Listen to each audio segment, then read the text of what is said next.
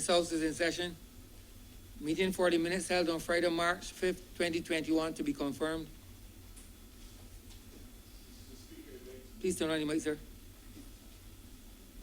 Mr. Speaker, I beg to move that minutes of the meeting of Friday, March 5th be confirmed. I beg to second that, sir. Questions that the aforementioned minutes be confirmed. All those honorable members in favor, please say aye. Those against, please say no. The ayes have it. The aforementioned minutes are confirmed. Minutes for the meeting held on Tuesday, March 9th, 2021 to be deferred. Mr. Speaker, I beg to move that the minutes just referred to be deferred. Questions that the aforementioned minutes be deferred. All those honorable members in favor, please say aye. Those against, please say no. The ayes have it. The aforementioned minutes are hereby deferred. Announcements by Your Honor, Speaker. Messages from Her Excellency the Governor General, petitions, papers. Mr. Speaker, Honorable Leader of Government Business. I am commanded to lay the loan contract number BAO004 between the Government of Barbados and the Inter-American Development Bank. It's a contingent loan for natural disaster emergencies.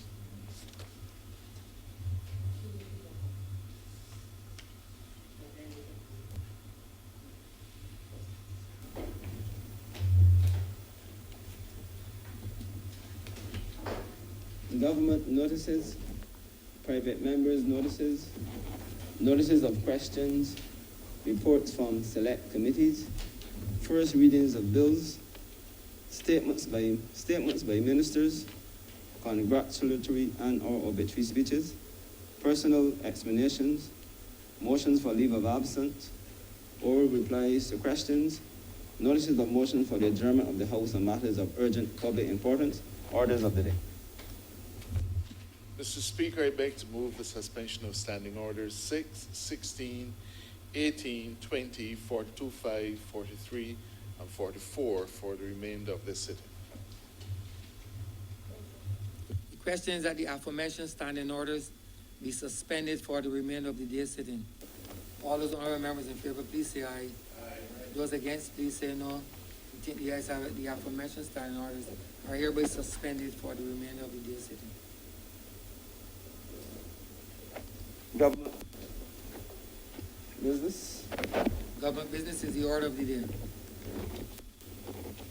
Order number 2. In the name of the Honourable Acting Leader of the House, to move the second reading of the Appropriation Bill for 2021. Honourable Leader of Government Business. Mr. Speaker, I beg that you do now leave the chair and that this House resolve itself into standing finance. I beg to second that, sir. Question is that the Speaker. Honourable Leader of the Opposition. Point of privilege, I imagine. Mr. Speaker, it would be useful, I think, if those of us on this side might be given some idea as to how we plan to proceed for the debate on this bill in terms of use of time over the next few days or a few weeks.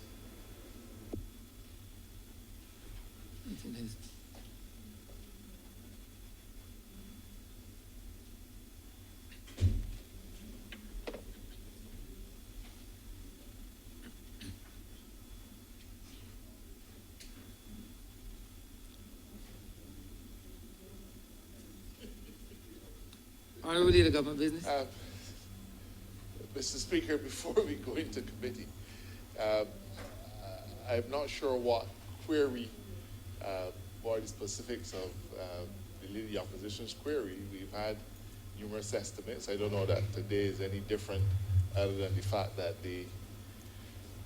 because of the physical distancing protocols, we are arranging for the Minister and staff members who are going to be in the proverbial well to join us from the committee room. There was a resolution to that effect on the last occasion.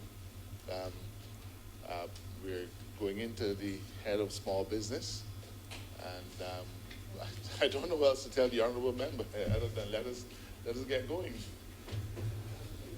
Honourable Leader of the Opposition.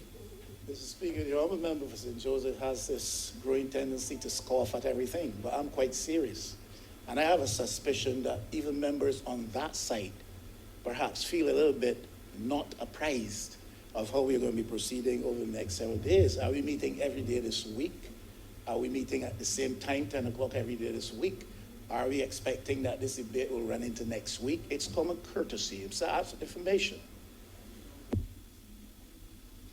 Mr. Speaker, before I move that we resolve ourselves into committee, the honourable member has sat there smugly when he could just have easily walked across and asked a question. Mr. Speaker, I beg to move that this House do now resolve itself into committee, into Standing Finance Committee. Do I have a seconder? Seconded before. That is the motion, sir. Mr. Speaker, I would want to reaffirm my position of privilege. I think I have a right to know how we are going to be proceeding about this debate. You don't have to tell me which head you're going to be discussing if you don't choose to, but tell me exactly the time parameters within which we will be operating. Are we going for the entire week?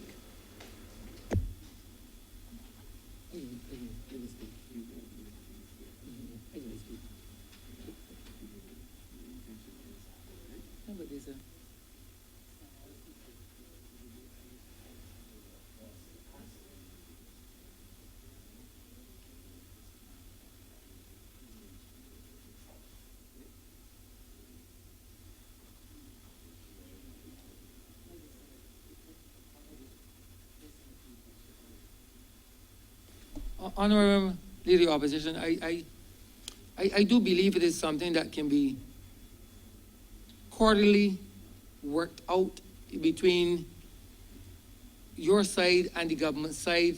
Let me speak, please. Honourable, let me finish, please. I believe that is something that can be worked out between mature people in this lower chamber. I believe that it is all for good governance, that let us reach across the aisle, the proverbial saying, and it's a matter that can be sorted. I do not think that this is a matter that is contentious, that would cause any problems between opposition and government in relation to a debate on the estimates. I do believe that there's a standard procedure, and if there's any deviation from that standard procedure, then that is only commonplace that in respect of each person that you reach across the island, and it's something that can be done. I do not believe it's something that should reach a stage where there's loggerheads in something of national debate like this. That's all I'm saying. And Mr. Speaker, I agree with you entirely. And I very innocently and cordially ask for a bit of information that will be useful to us in terms of how we prepare for this debate and how we prepare and schedule our time. And I repeat, I have a suspicion that there are those on the other side who are in a similar position as to where I am and would like to know as well. I do not know what is making this a contentious issue. I simply ask a question. If you know the answer, give the answer, rather than talk about me sitting here smugly and I have to come and ask. Where's the motion? Right. Honourable Leader of Government, please repeat the motion, please. Mr. Speaker, I beg to move that this House resolve itself into Standing Finance Committee. Beg to second that, sir. The question is that this House do resolve itself into Standing Finance Committee for further debate. All those honourable members in favor, please say aye. Those against, please say no. We think the ayes have it.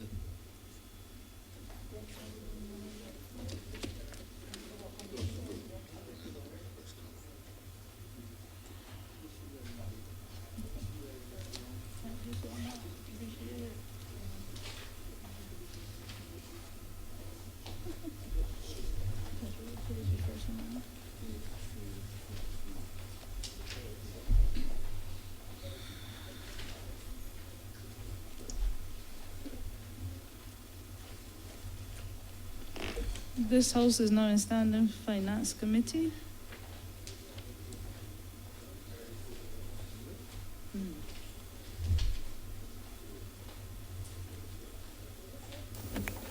Madam Chair, Head 92, Ministry of Energy, Small Business and Entrepreneurship, in the amount of 34,036.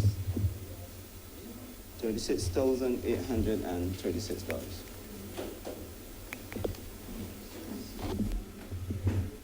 Honourable, $36,836. Honourable Leader of the Opposition. Madam Chair, matter of privilege, I'm asking your indulgence, if I may be so presumptuous, as to ask of yourself, if you have the knowledge as to how we're likely to proceed with this debate over the course of the next several days and probably into next week.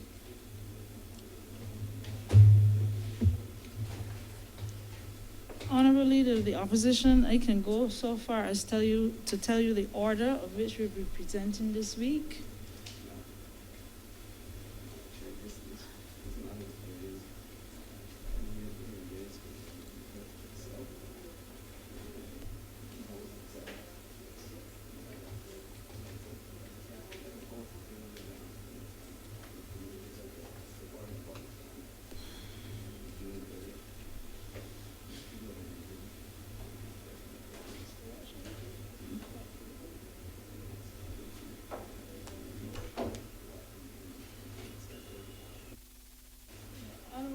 The opposition, I could only repeat what the honourable leader of the House would have said.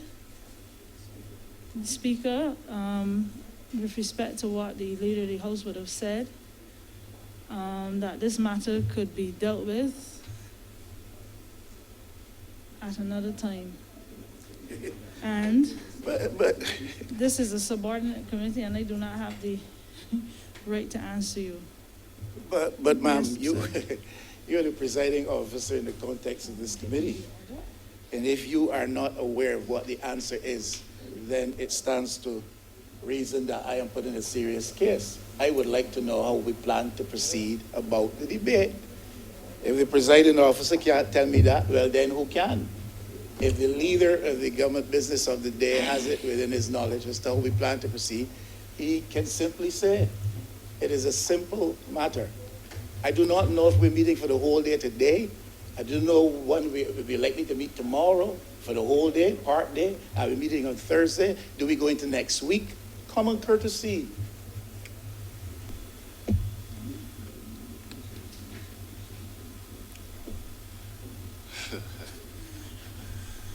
Honourable Leader of Government Business, is there something written that we have the times allotted for this week at least, and the order in which the heads would have come? That is That being we could pass this resolved part? as we speak. Thank you. Honourable Leader of the Opposition. Madam Chair, I'm asking for order of heads, you know. Common courtesy would suggest they should share that information with me when they have it. I'm surprised that at this stage they would not have it. But when they have it, common courtesy would suggest they should share that with me. But that's not my point. My point is, how do we plan to proceed in terms of use of time over the next several days? Are we going into next week? Are we skipping any days this week? Are we meeting for the entire day?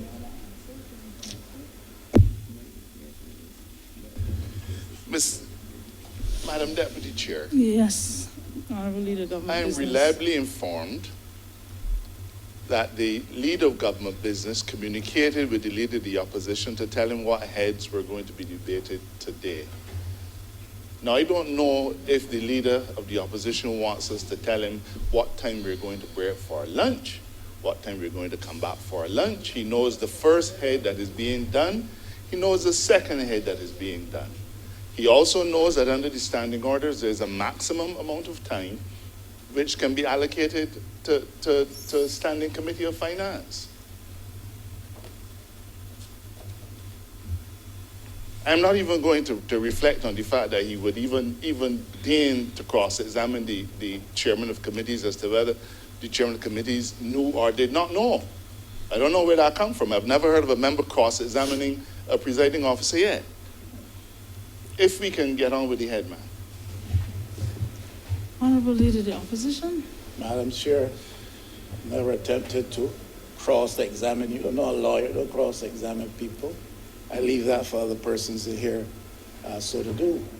And I have not asked anything about the order of heads. It is in their purview, whether they want to share that with me or not. Common courtesy would suggest that they do. Let me correct the Honourable Member for St. Joseph. I have neither seen, heard, or heard from the substantive leader of government business in this house for maybe 2-3 weeks. I have not seen or heard the honourable member. If she has communicated to me, I am not aware of it. I do have an indication through the clerk, and I thank him for his courtesy, that perhaps today we will be looking at energy and small business and labor. One for 3 hours, one for an hour and a half. What happens after those 4.5 hours? What happens tomorrow? Are we debating full day tomorrow, half day, hour and a half, 3 hours? Madam Chair, are we going into next week? Are we going to week after next? These are simple, common queries that I'm asking to have information so that I can prepare myself to be present here and to engage in debate. I don't have the luxury, as the 29 people on the other side have, ma'am, of coming here when they choose. I have to be here all the time. And I need to know what those times are.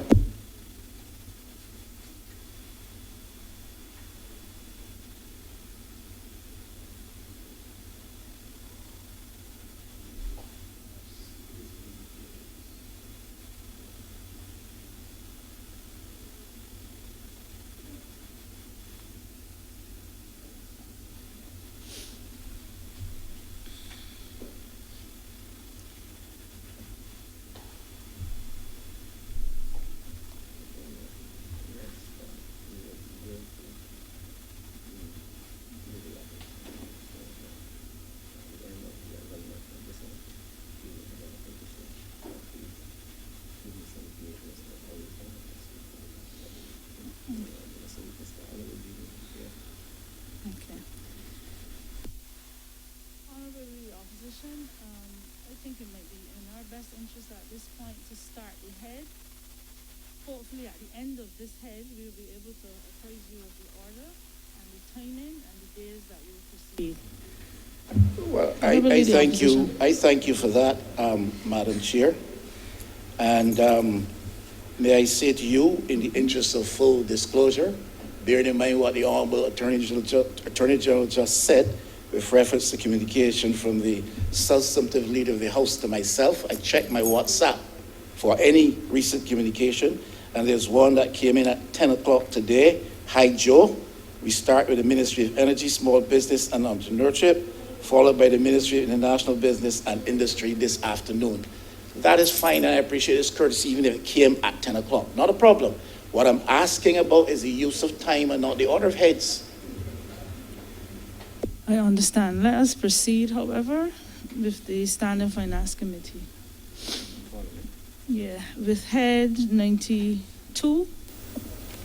Head 92, Madam Chair, and if I may repeat, in the amount of $34,036,836.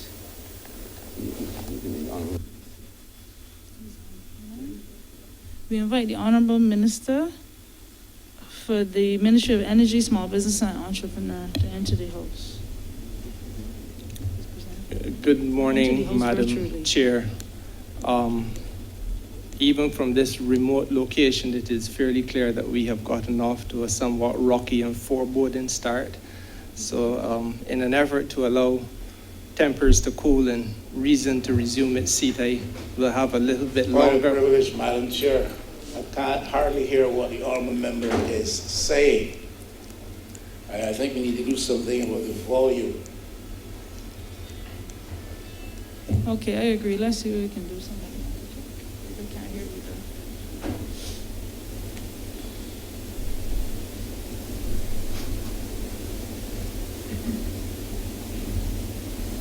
Try again.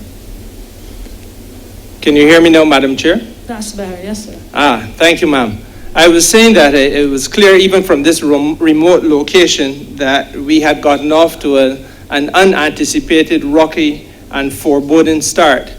And therefore, in an effort to allow tempers to cool and reason to resume its seat, ma'am, I would attempt to have a little bit lengthier introduction than perhaps I ordinarily would have.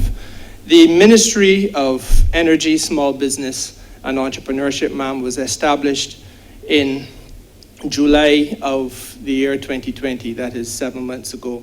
And it would mark the first time, ma'am, that in the history of this country that there has been a policy and departmental linkage between medium, small enterprises and micro enterprises and the energy sector.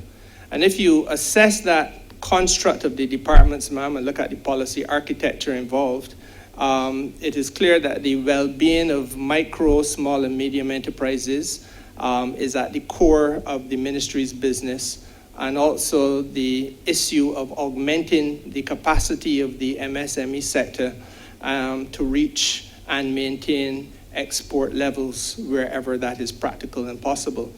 Now, ma'am, it is obvious that we meet, today is the first day that the country substantially opens after over a month of pause. And we have to confront the inescapable reality that we meet under the shadow of COVID-19. And what has that caused, ma'am? It has caused for Barbados a veritable implosion in the private economy of this country. You will come to learn during the course of these estimates, ma'am, that economic activity, the real GDP of this country has declined by $1.5 billion during the course of the last financial year. And therefore, these estimates are tailored in large measure, ma'am, towards a program of recovery. And that recovery has to be in the context of sustaining business. It has to be in the context of the well-being of households, especially financial well-being, and the creation, ma'am, wherever possible, of economic activity. And that specific latter issue of generating and creating economic activity is perhaps more important now than ever before, certainly since our independence in 1966. To achieve this, ma'am, there are a number of strategic goals drawn between the Division of Commerce and Small Business and Entrepreneurship on one hand, and the Division of Energy and Natural Resources on the other. Clearly, ma'am, as a point of departure, what we have to do is to try our best to facilitate and promote the capture of medium, small, micro enterprises, and to get an understanding, and this is very important as far as I'm concerned, an understanding of their economic impact. It is true to say, ma'am, that the most recent study that I am aware of with regard to the state of the small business sector in Barbados was commissioned by the Small Business Association in 2016 and done by the Sir Arthur Lewis Institute of Social and Economic Studies.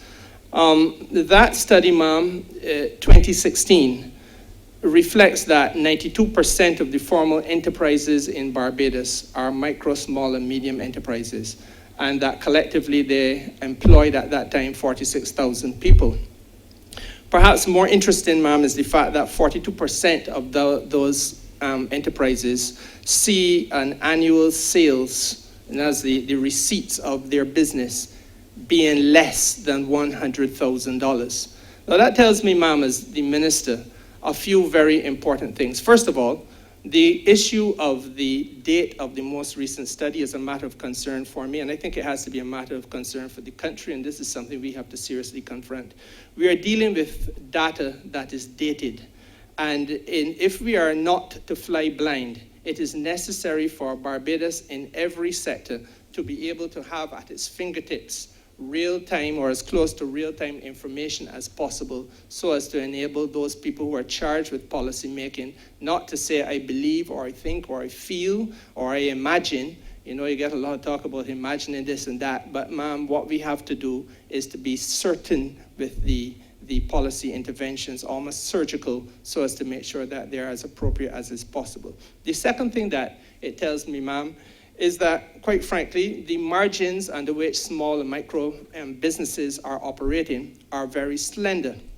If your receipts for 42% of the sector is around or less than $100,000, it means effectively, ma'am, that there's really no wiggle room, there is no space really for operational changes, and certainly there is no cushion to deal effectively with the impacts of that which we would have just witnessed in Barbados and continue to witness, which is the COVID-19 pandemic. The third thing, ma'am, is that obviously slender margins mean vulnerability. And we're talking about a sector that is employing 46,000 people, And though I cannot say specifically what is the status of the employment level today across the entire MSME set of enterprises, it is abundantly clear that we are talking about a number, thousands of people, no doubt, who are existing in a state of contingency, even though they are employed. And that is something that we have to deal with if we're going to move this sector, and by extension the country, into acceptable levels of competitiveness. Now, ma'am, to rectify this, the ministry has to do a number of things, and perhaps most important is what we have been seeing in our effort to bring about some COVID relief by way of a benevolent type of funding. And that, ma'am, is to ensure that there is registration of entities across this sector. And the effort to register businesses must now be formalized, it must now be digitalized and modernized. It is important because it assists us to target funding. It is important, ma'am, for that funding which is developmental, for example, that which the trust loans and fund access will do, and equally the type of funding that your house has just approved of the last 3 months, which would have been more of a compassionate nature of intervention because of the COVID relief. And ma'am, while I'm on that point, let me say that again, it is a signal of the government's sincerity in this business of dealing with this sector, that we have between October and today been able to come to this place by way of supplementary to raise $22 million for micro, small, and medium enterprises in Barbados.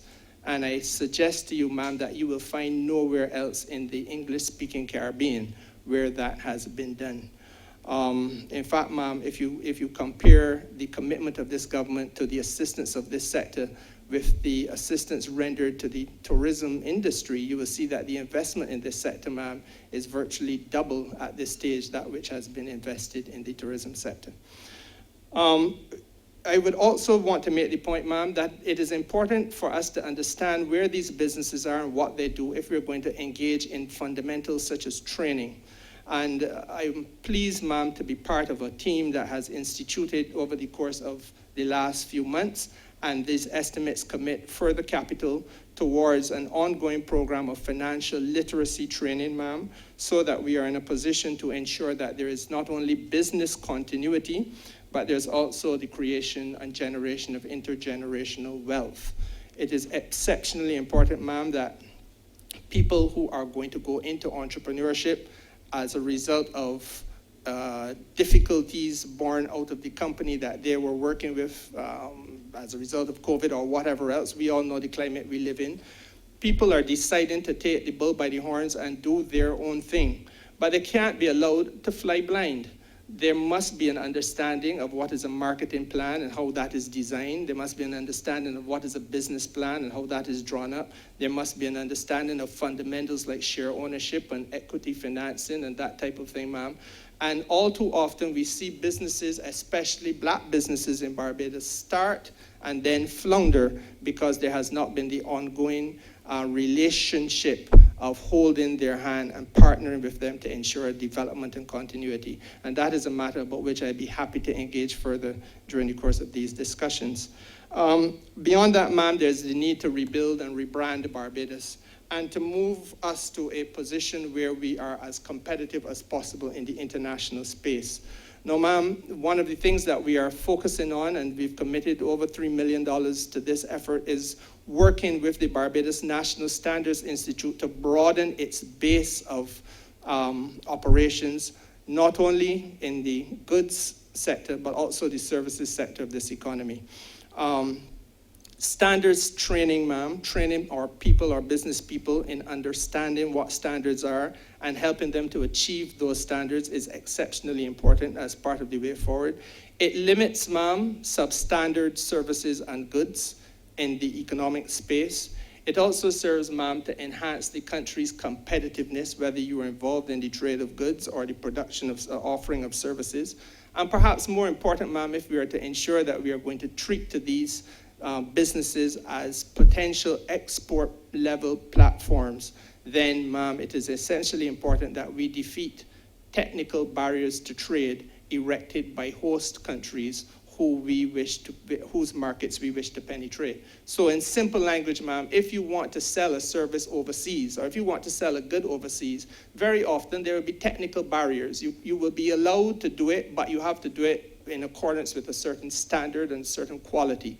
And we have to make sure that our people are cognizant, top of mind awareness of what the quality and standard and best practices are internationally so that they're able to penetrate markets. Otherwise, ma'am, you could throw billions of dollars in the direction of small and micro businesses, but they will not be able to achieve that which we need them to achieve financially.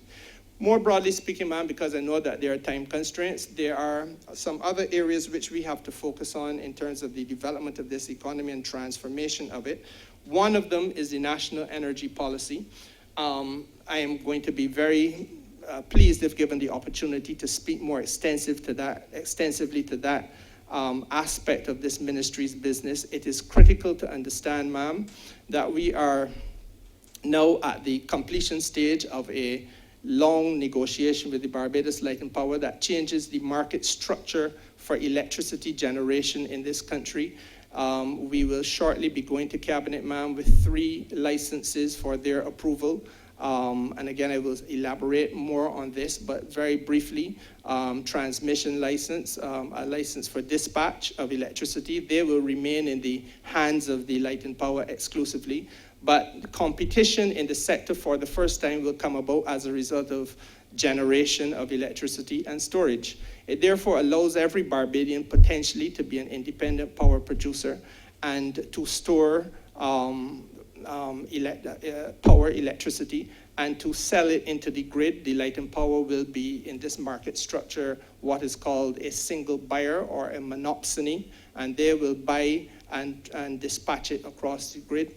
We also, therefore, ma'am, are giving life to the ideal of renewable energy in all of its variations. Photovoltaics is obviously the one that has the head start at this point.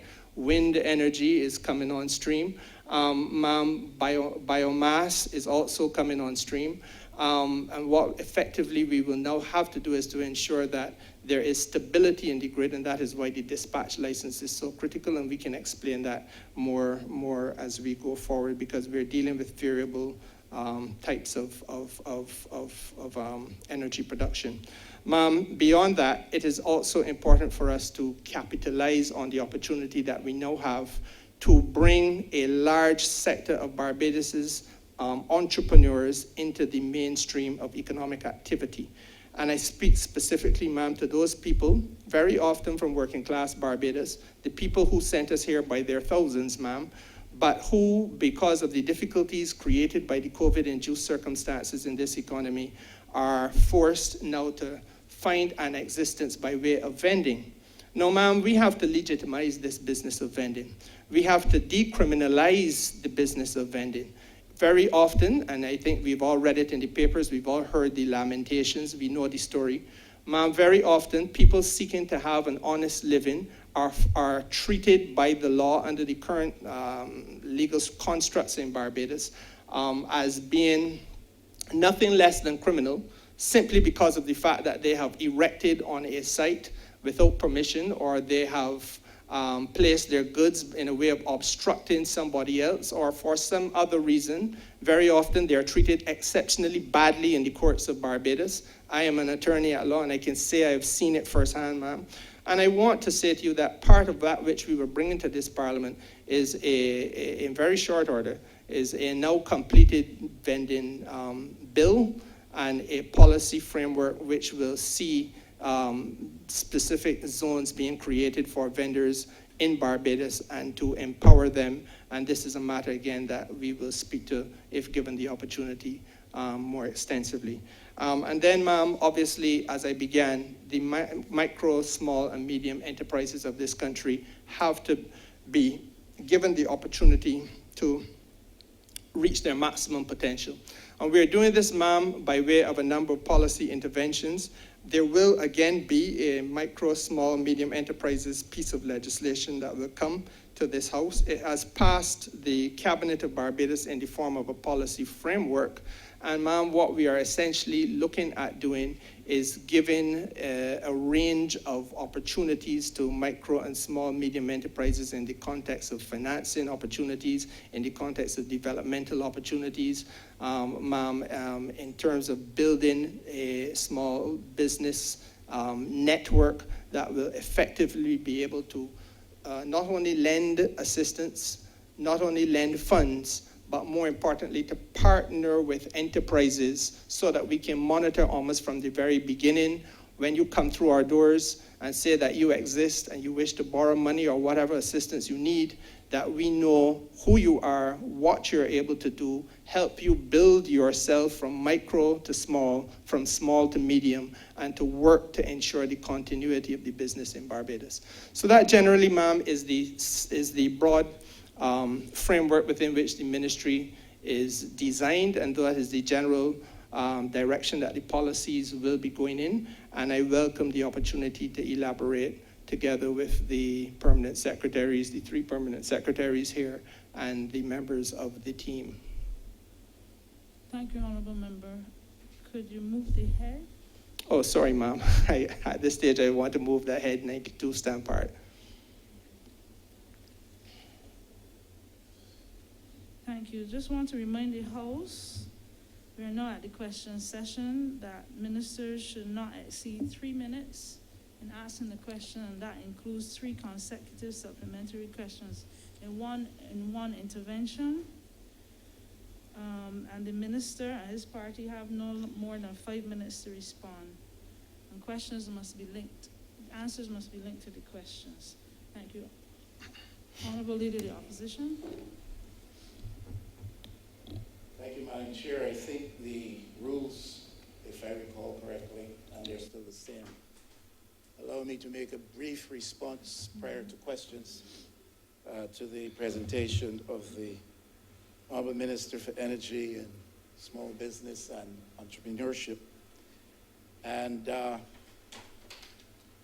he started by attesting to the fact that small, medium enterprises are the core of the policy architecture of the ministry which he has the honor to lead. Indeed, in my view, small business, medium-sized businesses, enterprises are really at the heart of the Barbadian economy, and therefore we need to do all we can to ensure that they flourish and are viable, and that they're supported, and that they may grow, because they employ a lot of people. In the last several years, they have been under stress. I've raised the concern here that the numbers perhaps have significantly diminished if you go by the measurement used in terms of those who have looked to government for support in these trying COVID times, and who have actually been supported by government in these times. I believe that the Honourable Minister, being disposed as he is, would share with me the perspective that wealth consolidation in Barbados is a big problem. Wealth consolidation among certain elements of corporate Barbados, wealth consolidation among certain privileged elements in the economy, historically has been one of the ugly features of our development and growth as a relatively young economy. And I believe that the minister would share this view with me, and that he would also share the view that government policy must be driven as a priority by a need to redress that situation, and to create such space, not only for vendors, but for others, other small and medium-sized enterprises, that they may grow, and that we may move away from that history, which is ours, unfortunately so, of people with connections to the political class, a phrase which I don't like, people with connections to the various administrations over time can have their wishes and aspirations satisfied to the detriment of people of smaller interests in this country. And if the minister does not share that perspective with me, I would be shocked. I would be more surprised, and I would urge him publicly to state where he stands on that, because that's certainly my perspective. Often they're excluded from the table, small business people, and the benefits are shared in a discriminatory fashion among those who are already significantly privileged. Small and medium-sized enterprises, as I said, generate substantial numbers of employment when they are viable. They develop the skills of entrepreneurship, which we want to develop as an economy. They use local resources a lot of the time, which we want to see happen, because that in itself spawns other businesses. They tend to give perhaps a greater emphasis to innovation. We would like to see them, of course, involved much more so in export. I'm trying to underscore the importance of these small and medium-sized enterprises and to suggest that the policy of government should make sure that any discriminatory and disadvantageous policy positions are removed, and that such is created that would cause them to find a new experience, a new level of viability. Operational costs, as the minister himself has suggested, often constitute a significant impediment to the viability. But these operational costs are impacted by government imposts, by government impositions, by taxes and levies, and other imposts that are put in place by the government itself. So government is not without blame when it comes to the matter of the operational costs of small businesses that keep them suppressed, that erode the base for viability. The government is not to be excluded from the blame with respect to that, because government policy with respect to taxation and levies, contributions, whatever you call it, impact negatively small business. There's energy costs, of course, and there's a cost of other supplies, cost of raw materials, other supplies. And those costs of supplies themselves are impacted by government taxation policy, and then you have that ripple effect. So if, in fact, small businesses, medium-sized enterprises constitute the core of the policy, I would anticipate and hope that over the next 2 or 3 hours, as the minister exposes the policy position and the program position to us in this debate, that we will hear some of these things being mentioned.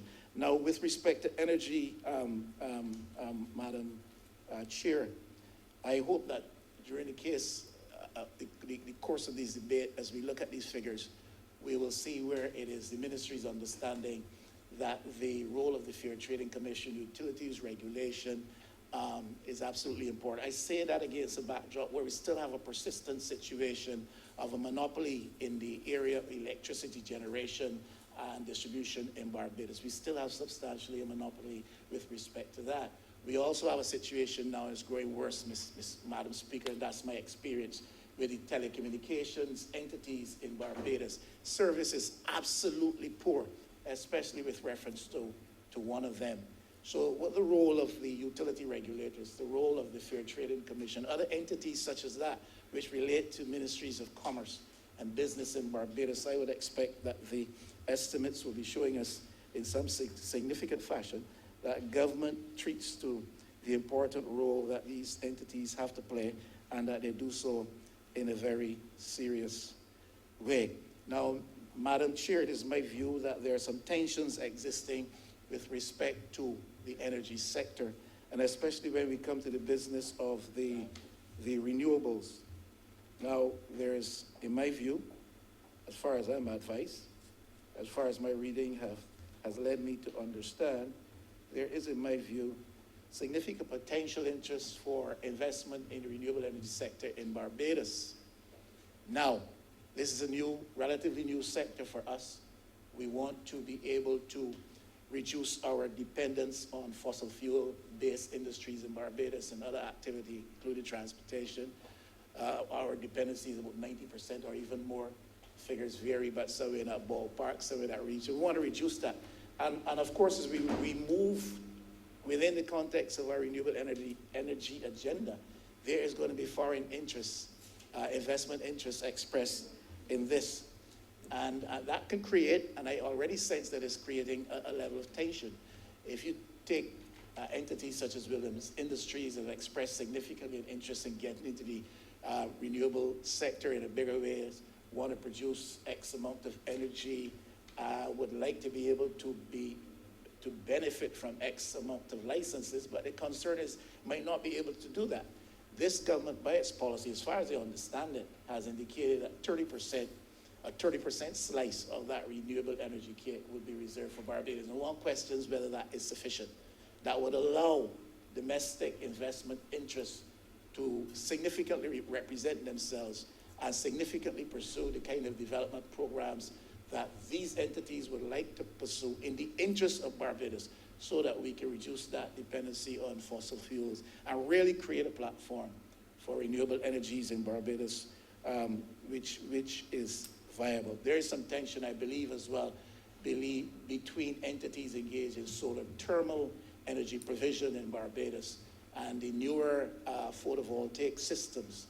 And I would be interested to see what is said by this ministry that indicates that government has an appreciation for the solar thermal systems input into energy contribution in Barbados, seeing that they have been there for quite a while. I was surprised to find that the level of penetration is as low as it is, but they've been there, 2 or 3 entities are long established. There's some tension which created between the policy preferences, which seem to suggest that there is an advantage given in the case of photovoltaics as opposed to the solar thermal systems. I don't want to be too long because I have some questions that I'm sure the minister would want the opportunity to answer with his support team. But simply to say, small business is crucial, and we've got to pave the way that it develops, and we've got to remove some of the impediments, and that is my policy, and we hope to see it represented in these figures. And that renewables are important for various reasons, but there's some impediments long established and existing, and some tensions around that the policy that comes from this ministry should indicate its intention to address. Thank you, ma'am. Thank you.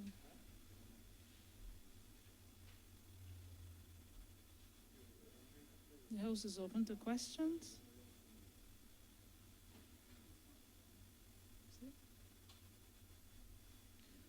Honourable Member for St. James South.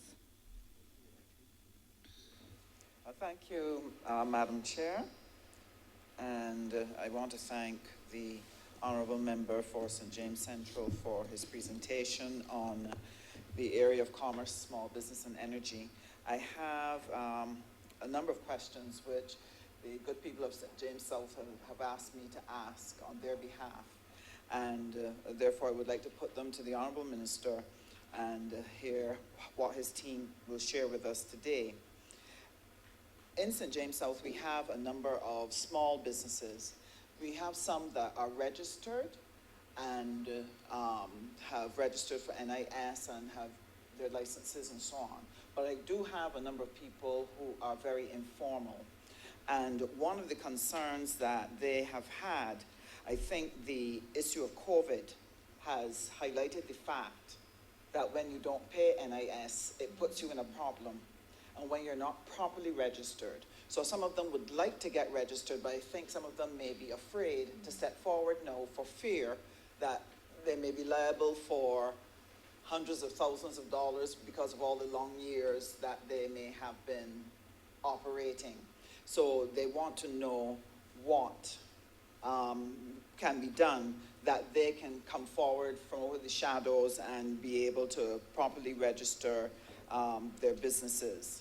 And then I have a follow-up question from that as well, Madam Chair. I'm not sure, ma'am, that the question directed to me is sent to or focused, targeted at the most appropriate place. I think that my friend and neighbor in St. James knows well that the matters relating to the way in which NIS and any other statutory obligation of that nature would work would probably have to have the imprimatur of the Ministry of Finance.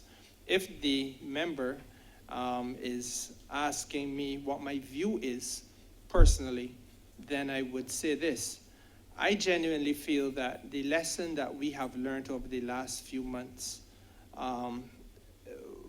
especially the period of this second pause or shutdown, has been that there are a number of businesses which are functioning in Barbados, which are, as I said before, in a very limited space in terms of financial wiggle room, financial maneuvering room. To the extent that they are seeing profits, they see profits on very slender margins.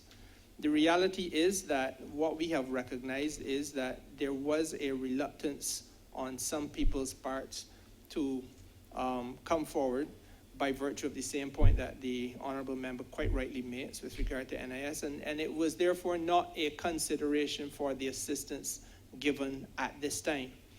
But it is important for companies, businesses, all to register.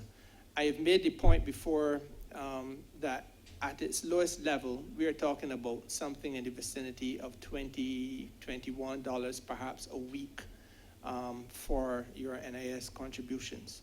If you were selling coconuts, to give an example, you would therefore be selling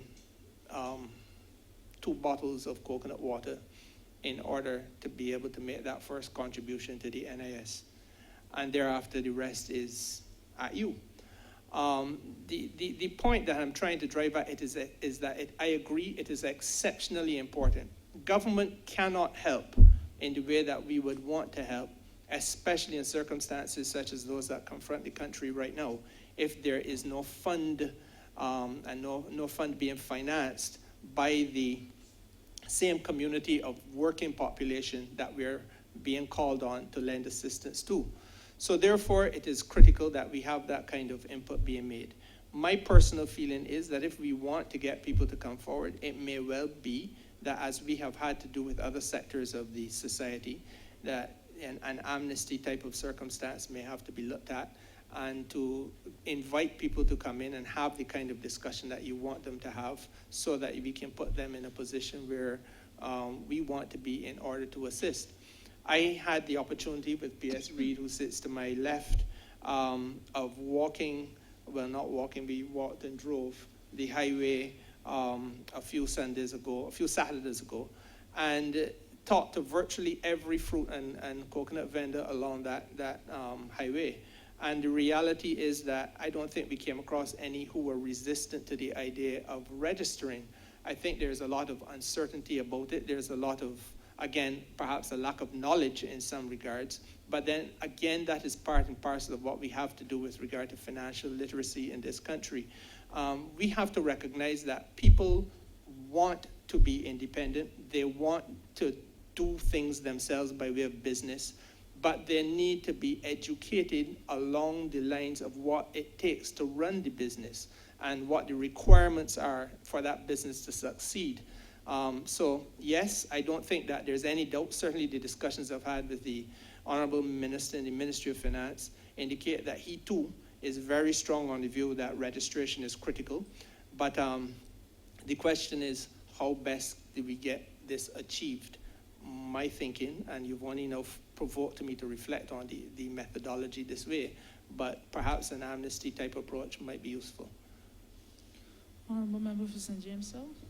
Thank you so much. I appreciate that, and if you could lend your voice to such a program, I think it would be very helpful, because a number of them would like to formalize, but that is probably one of the main concerns. Another follow-on question from some of the businesses who are registered in St. James South. They would have applied for the assistance during the COVID, and what they were asking is whether or not, how soon they think that they will be able to receive the payment, because some of them have been concerned that they've needed it urgently to assist them during this period, and they have not as yet received the payment. So they just wanted to get an update on that. Thank you. Ma'am, if I may, I had, on the last sitting of this House, secured the second supplementary for this type of assistance and it was in the sum of $6.5 million. I said at that time that the first payment that we had secured by way of a supplementary, which would have happened, PS, in February of this year, start of February, would have been in the amount of $3.5 million. So the first point I want to make is that we have, in the course of the last month and a half or so, come to this house and gotten the provisioning for $10 million of this assistance. There are 7,000, according to the last figures I have, 7,700 persons who would have applied for assistance thus far. And I want to underscore two things. There are some people who are still coming into the system belatedly and perhaps for the first time. And I think that is largely because of the fact that there are persons who were very skeptical and very cynical about the offer to lend the assistance in the first place. So they kind of waited, and then they hear, well, you know, I wasn't so difficult, I got my money, what about you? And then they then come into the system after that. The other challenge that we have had, quite frankly, and I've spoken to this on more than one occasion, is that there has been an unfortunate aspect of our society raised its ugly head when people try to game or play the system. And therefore, it was a requirement that I sat with PS Reid and the Director of Commerce, both of whom are here, and I will invite them to elaborate, on finding mechanisms in which we can do the necessary due diligence so that the public purse was not abused. And just to give you an example, there are some people who would have applied 2 or 3 times. You track it and you recognize it by virtue of the ID card being the same ID card in each instance, but they are purporting to do something completely different on every occasion. So then it meant having to validate and so on, and that takes some time, largely because of the fact the Ministry of Small Business, the Department of Commerce within the ministry was not designed to do this type of work. This was a requirement that was called upon us by the Cabinet of Barbados when we felt it necessary to make a serious response to the financial hardship which has been confronting a sector that was forced to go on a period of pause, and even as they were trying to recover from the last impacts of the COVID-19. So that it did not have at its disposal the manpower, quite frankly, the technology, and these are things we had to put in place in order to try to make this work. So I want to take this opportunity to thank the members of staff because they have done yeoman duty, working day and night, Saturdays and Sundays, in some instances very early, midnight at night, there were people trying to make this possible. The other thing that I need to say is that very often, people have applied, but they have not applied in a way that allows us to assist them as quickly as we want because, and I won't call the person's name, a fairly sophisticated business person actually applied, but could not get his bank account information right. And so therefore, even though it is processed, he can't get it to come to him because the information that he's given to us is inaccurate and we have to go through the process again. And I think in that case, it may have happened twice. Now, those are some of the reasons why there's a delay. Clearly, $3.5 million could not deal with the totality of the demand, and that is why we had to come back for a further supplementary. And between the time when the money would have run out, the $3.5 million, and then when we got the supplementary, may have been a few days. The reality is that it is continuing, and yes, it takes a little time, but I am very satisfied that people are getting paid. It is not an overnight thing. It is not a fast food business. We are sensitive to the fact that it was meant to assist people in their hour of need. But just as with the care packages exercise, it is an imperfect system, but we are trying our best to make sure that there is a delivery as quickly as possible, even as we must dot I's and cross T's on the fundamental and inescapable responsibility to make sure that we do not allow people to trick the system or trick the government and walk away getting 2 or 3 or 4 times that which they were supposed to get. PS Reid and Director of Commerce, PS, you feel free to comment if you wish to. say is that you said it all, because the problems that they had would have been the case with people putting in wrong bank accounts. Sorry, PS3, could you introduce yourself for our purposes? SR3, the Permanent Secretary, Ministry of Energy, Small Business and Entrepreneurship, the Small Business Division. Now, what I was saying is that the minister said it all, because he pointed to the fact that some people were putting in wrong bank accounts. Some people were applying 3 and 4 and 5 times. So they had to try to go through it and make sure and verify the truth, which ones were legitimate. Then there were also cases where I understand people had owned 3 and 4 and 5 different businesses, and they were therefore applying in all 3 and 4 and 5. And some of them were actually doing similar work in the different businesses that they had. So the purpose was to ensure that everybody get some kind of assistance, and it wasn't concentrated into one particular area or one particular person. So that's all I think I have to say here. I hope that satisfies the honourable member, ma'am. Thank you. Honourable member for Christchurch West Central.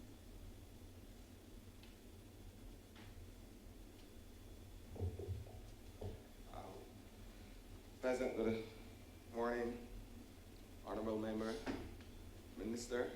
I want to thank you and your team for gracing us with your presence this morning.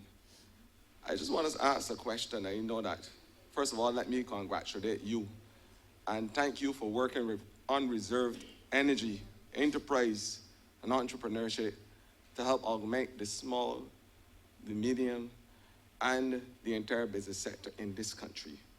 My question to you, Minister, and it is not a secret that your ministry, in terms of the energy sector, is able to provide for this whole entire country, not only energy to fuel the entire industry, but as a consequence, your ministry is able to allow in the atmosphere about 1.6 million tons of carbon dioxide, which is a greenhouse gas and a very serious detriment to our ozone.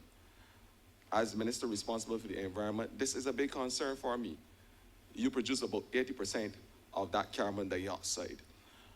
I'm asking you, and I know if you're looking at the 1.6, we can go down to 1.5.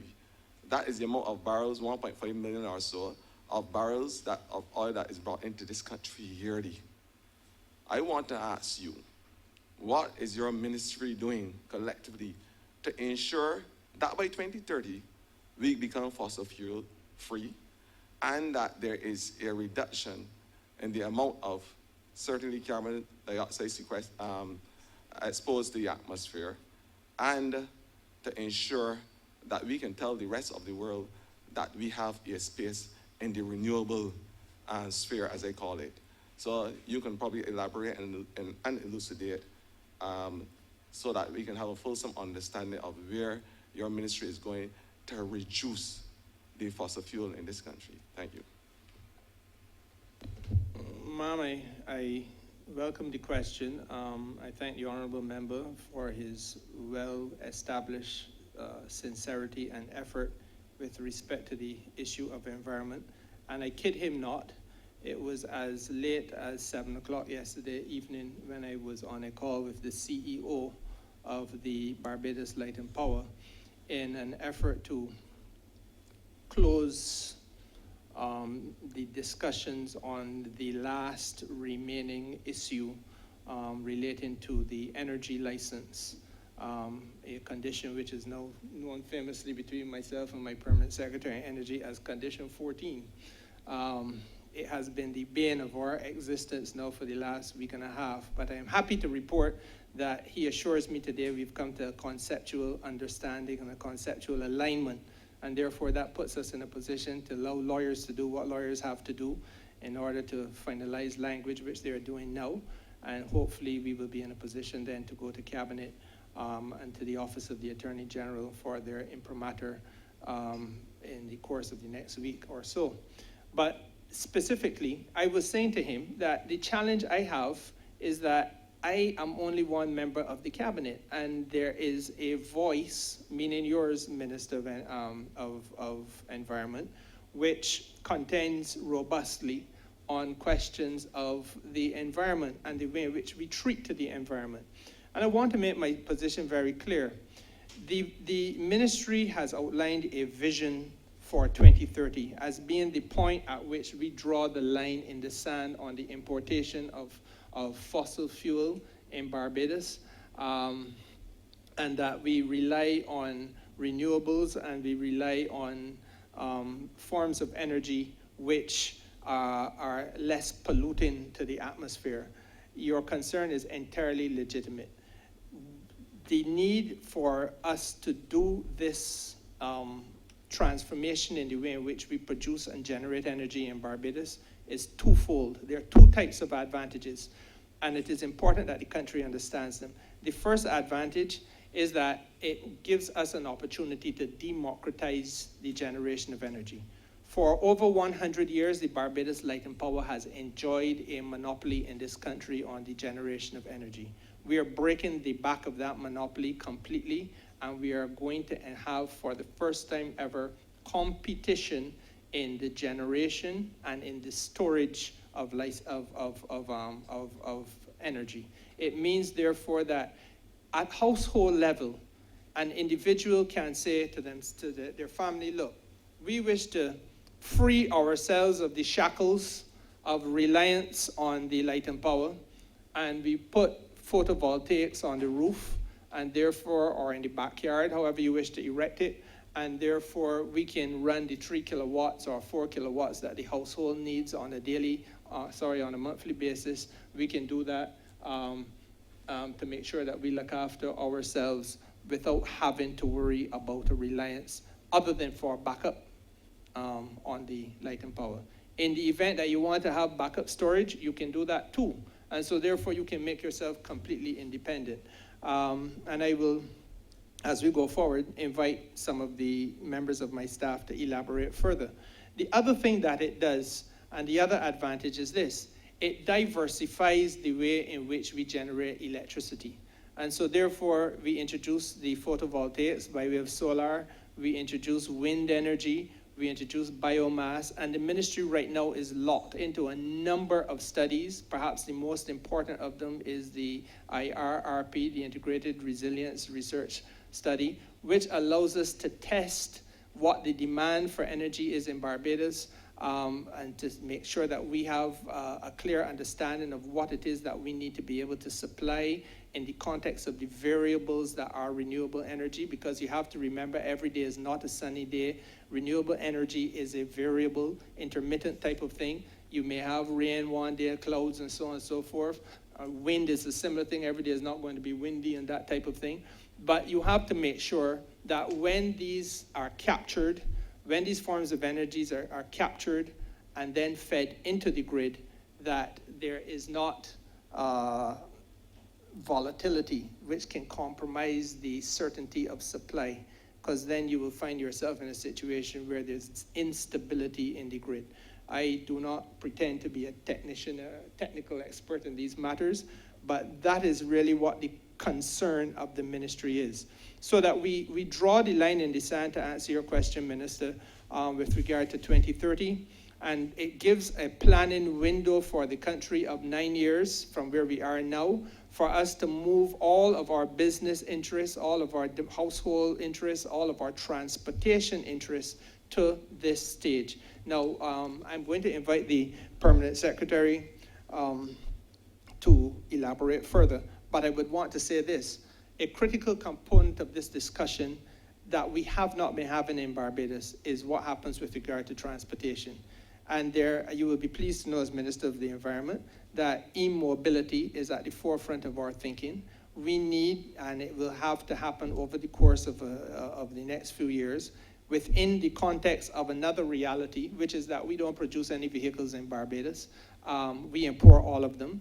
And the production horizons in Japan, for example, where we get most of our vehicles from, and in Europe, where we get the rest of them from, are very short windows. So they're talking about planning production over 5 years.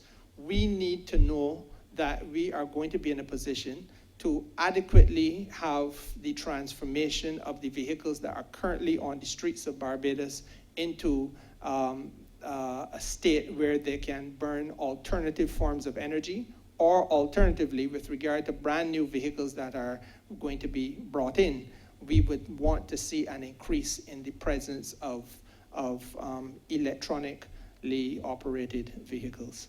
And that is a conversation, again, which we can have with regard to that if a more specific question is asked. P.S.?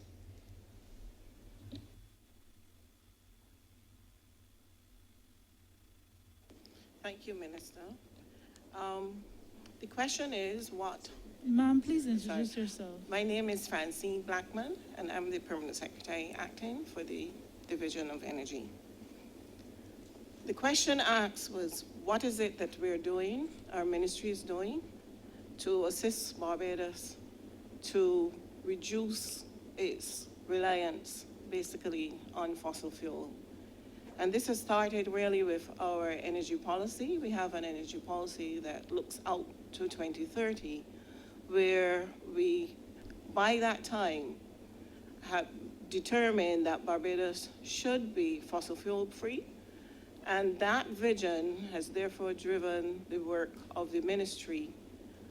We've sought to explore, through, Minister indicated, our integrated resource and resilience plan, which helps us to determine very definitively the mix of renewable energy technologies, and also to determine the capacity that we would have to install over different time periods to be able to get to 100% by 2030.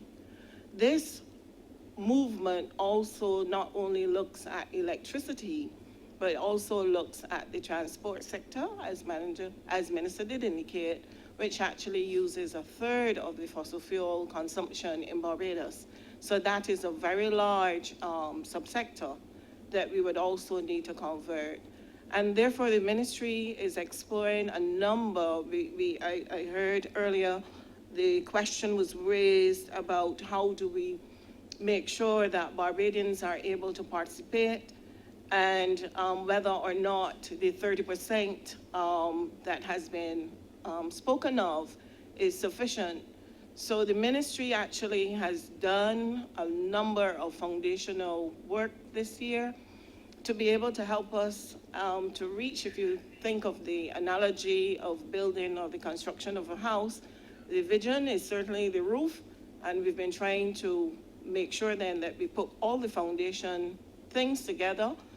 Apart from the IRRP, we've also looked at the grid, and we recognize that the renewables is a variable technology, and we needed to make sure that Barbados, who over the years have enjoyed a good service in terms of our electricity, we've been able to grow businesses, tourism, and so on, because we've had reliable electricity. So the intent is, while we transition certainly from fossil fuel, that we're able to maintain that same standard, and we don't now drive the country into brownouts and blackouts and so on. So we've looked at a maximum export study, which is a sub-study that was conducted under the Integrated Resource and Resilience Plan. And this helps us to understand down at the substation level, certainly at the feeder level, the amount of renewables that can go in the different communities across the grid in Barbados. And this type of information now would help us to also communicate to investors, to developers, to Barbadians where the opportunities lie across the grid for investment and what amount can go in. So it makes the planning then much easier to do. So apart from that, we've also looked at the ocean. And I have my project manager there only recently concluded some work in this area because we recognize, again, because of Barbados' limited landmass, we needed to explore what opportunities the ocean has for us. And that piece of work, we looked at whether we can site offshore wind turbines there, whether it could be fixed or floating, and we also looked at how we can use wave technology also to help us through OTEC to produce energy. And that piece of work has been very, very, very promising. And we believe as we assimilate these different types of technologies that the vision is not far out of reach, and we actually can realize getting to 100% by 2030. Thank you. Thank you. Honourable member? I want to thank you, Minister, for elucidating on and giving Barbadians the calm assurance that you have a sustainable development plan that allows every single Barbadian to have a sense of ownership in the renewable energy sector, and I want to thank you for that. I heard you spoke earlier about, my follow-up question, you spoke earlier about the alternative energies that you'll be exploiting in your ministry, the wind, the photovoltaic. Your PS spoke just now about the fact that you're also looking at the wave energy as alternative ways of securing the energy sector that is not fossil fuel. What I want to ask is that, are there any plans, any advancement, any studies being done on the geothermal energy sector? Because this is an alternative that I think that once the conditions are ripe, that we can exploit it as a small island developing state.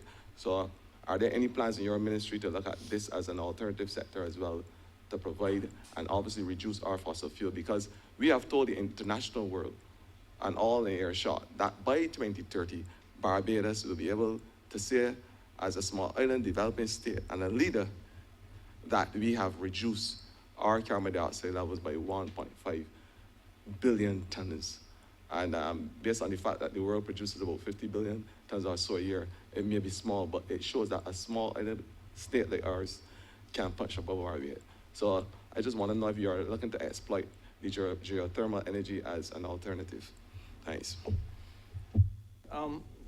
Again, Minister, your sincerity and depth of understanding on these matters speaks for itself. I believe that it would be correct for me to say to you that it perhaps is not the appropriate part of the option of menus for the menu of options for Barbados, largely because of the fact that the geothermal energy that you were speaking about has been more suited to substrata found in places which are volcanic, like St. Lucia, Montserrat, etc., as opposed to the limestone structures in Barbados.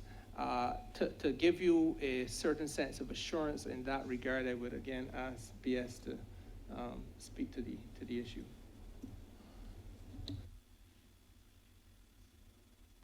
Thank you. I also have my Director of Natural Resources that can certainly provide you with fuller information on it.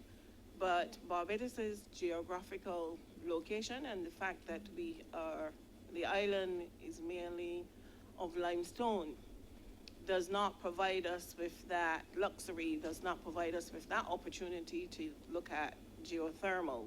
So the options available to us are really wind, solar, using the ocean, and using biomass as a technology.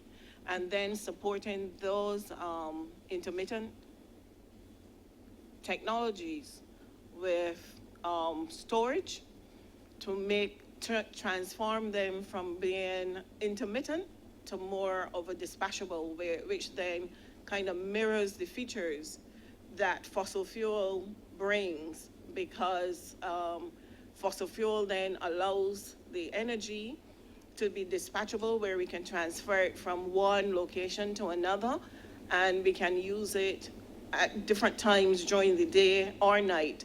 But renewables does not provide that type of luxury. So the sun only shines during the day. So to be able to allow us then to use the energy from the rays of the sun during the day at night, then we have to add another technology to it to be able to use storage, then that we can dispatch that energy during the night. But I would want to ask Mr. White if he would be so kind as to elaborate a little bit more on our geotechnical construct of Barbados with respect to the geothermal. Mr. White?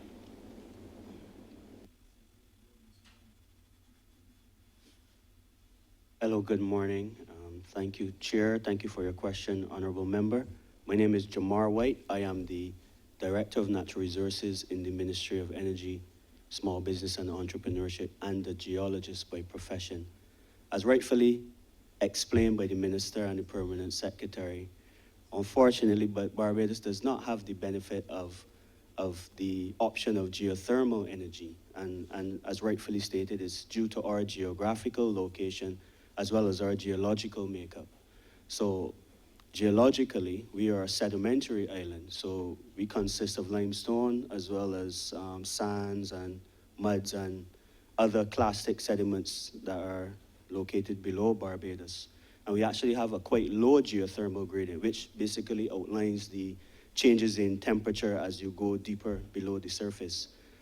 When compared to some of our neighbors in the smaller islands, in the Lesser Antilles, they have quite high geothermal gradients because of their geological makeup. Those islands are volcanic in origin. They're formed as a result of the upwelling of magma from deep below the surface. And as a result of that, they would have very high temperatures and high geothermal gradients that would allow for the development of geothermal energy. So while we brag of our geographical location in terms of our climate, in terms of our ability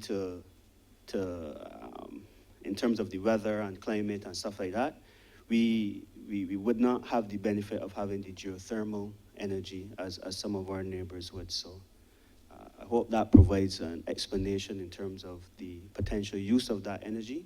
So we are blessed in terms of wind, in terms of sun, in terms of ocean energy. We have a very large offshore maritime space, but we, at this point in time, would not be able to exploit geothermal energy because of our geological and geographical makeup. Thank you.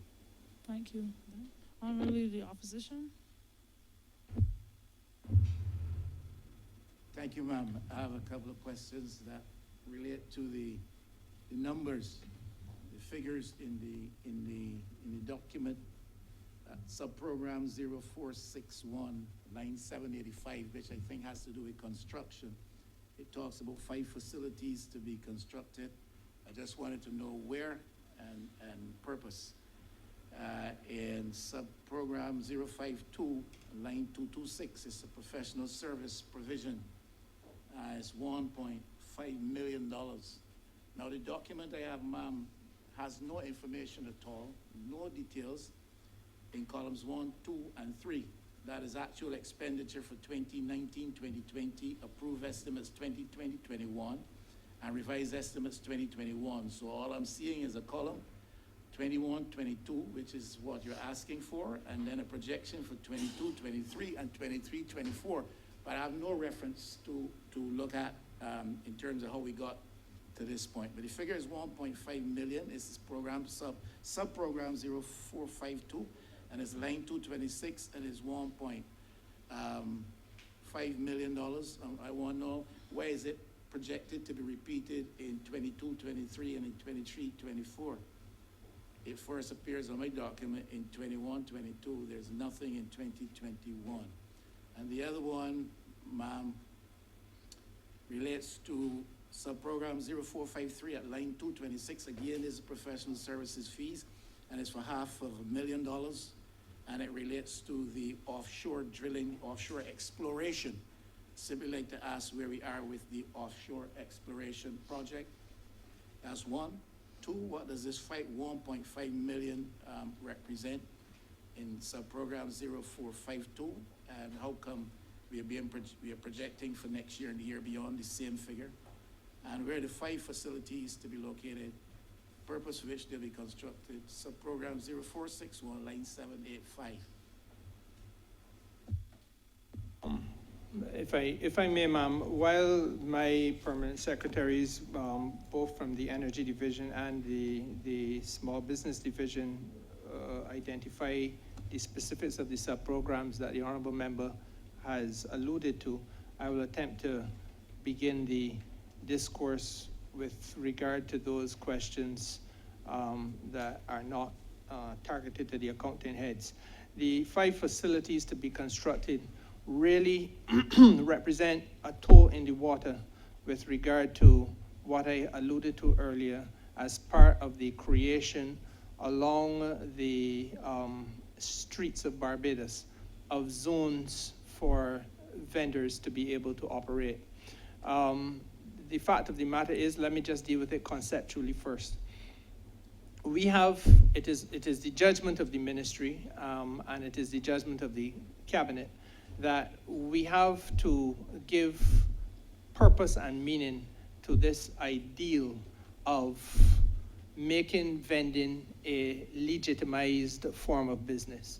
It therefore means that we cannot continue to have vendors operating almost on a willy-nilly basis alongside the streets. Guys and ladies who are trying to earn a living but are deprived, bereft, and have been for years in a state of permanent almost contingency where they are selling their wares and goods, whatever that may be. And let us use the coconut vendor because that is an example that perhaps every single Barbadian understands because almost every Barbadian has stopped along the road to buy some coconut water.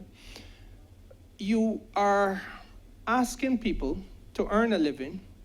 They begin by arriving on site around 7, 8 in the morning, in some instances perhaps even earlier, and continue to work on that site until 4 or so in the evening. Now, the facilities of the location where they are is just the roadway. There is no running water. There is no bathroom facility. They are restricted in the hours they work because there comes a point of time where you have to clear up everything and get it to the dump, which closes by a certain time. So even at the level of government's facilitation of this type of business, and we in Barbados have for too long sought to interpret business facilitation as being something that relates to an investor with several $1 million in his pocket coming here and saying that he wants to get through town planning fast or the Ministry of the Department of Immigration fast. The reality is that we have to facilitate every class and every level of business person in Barbados. And so therefore, the fact that the dump will close at 6 o'clock on the evening means that if I am to make sure that I don't offend my friend, the Minister for the Environment or the Minister responsible for public health, that there must be a cleanup of the coconut shells within sufficient time to get to the dump before they close. If, however, we had longer hours of operation, and if, however, we had at the dump, and if, however, we had a facility where there could be some lighting along those zones where we want to have people vending so that they can continue to ply their trade later into the evening, if that is their wish, as I have seen firsthand in places like Ghana, and the Honourable Member for St. Philip West and I would have traveled along a roadway where we pass at night, 7, 8 o'clock, and the vendors were as busy and in fact more busy at 7 or 8 in the night than they were when we passed them at 9 in the morning.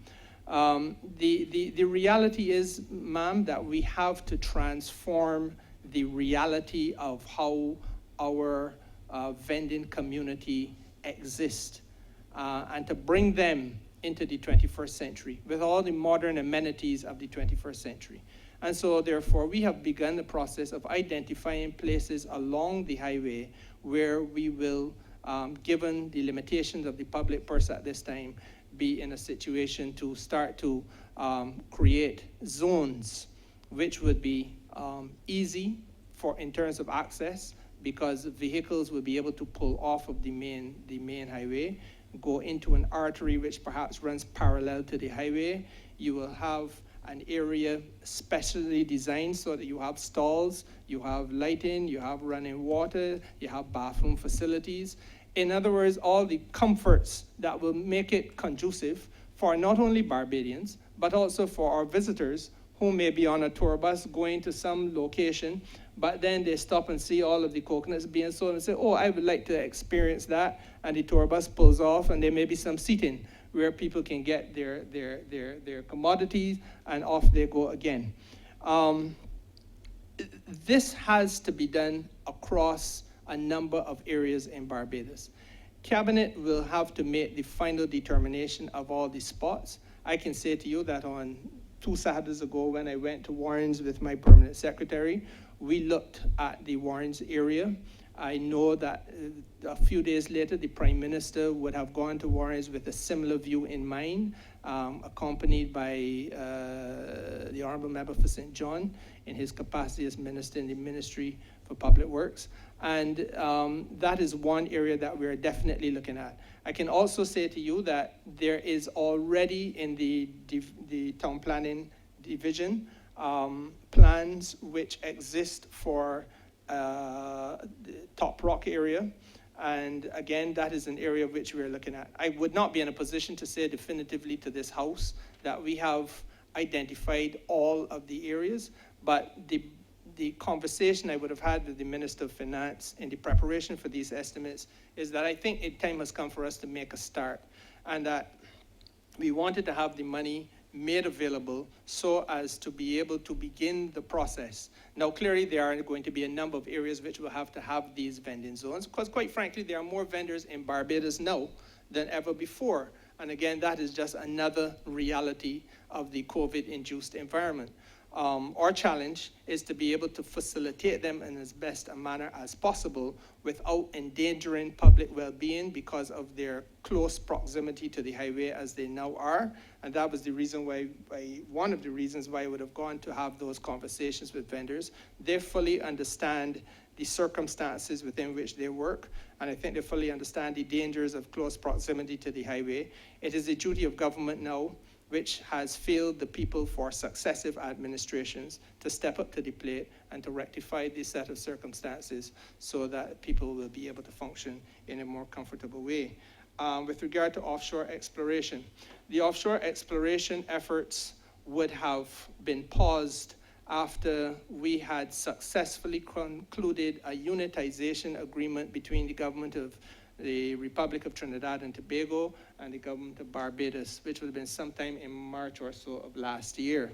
That unitization agreement allows us to be able to share along the borders, maritime border between the two countries, drilling operations, so that it would now no longer be possible. I'm not saying that it has happened, but I'm saying it was possible for it to happen, that a country with substantially more experience in deep sea oil exploration, like Trinidad, would have been in a position to have seismic data on wells which border the line between Barbados and themselves, do drilling which can now not necessarily only be done vertically, but laterally as well.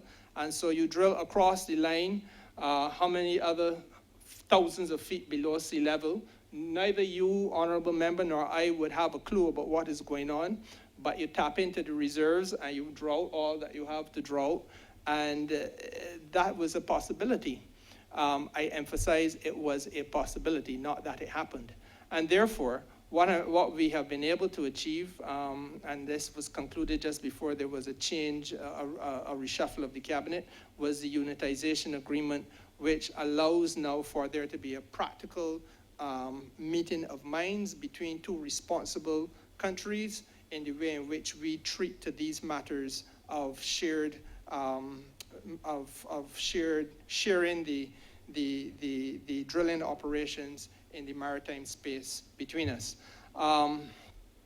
The COVID-19 circumstances did not spare the energy sector, and therefore there was a pause in the process of our offshore exploration preparations between March or April of last year and now.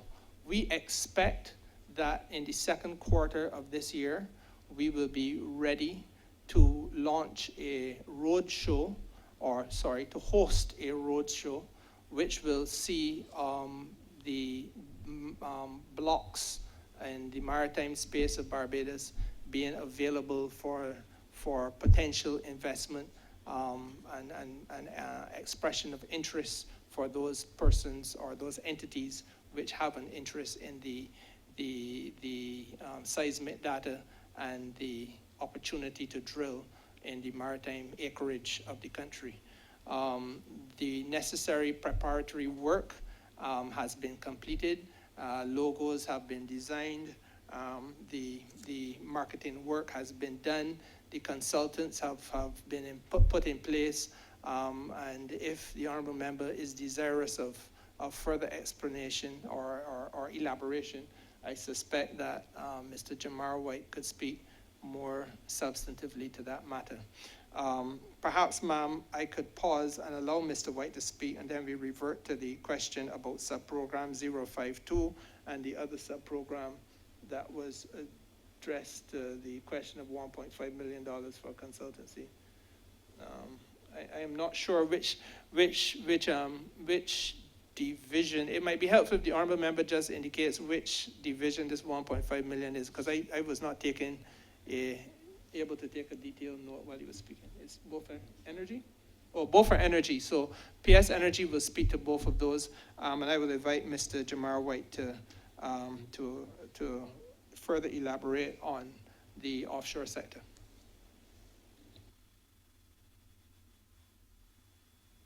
Again, Jamar White, Director of Natural Resources.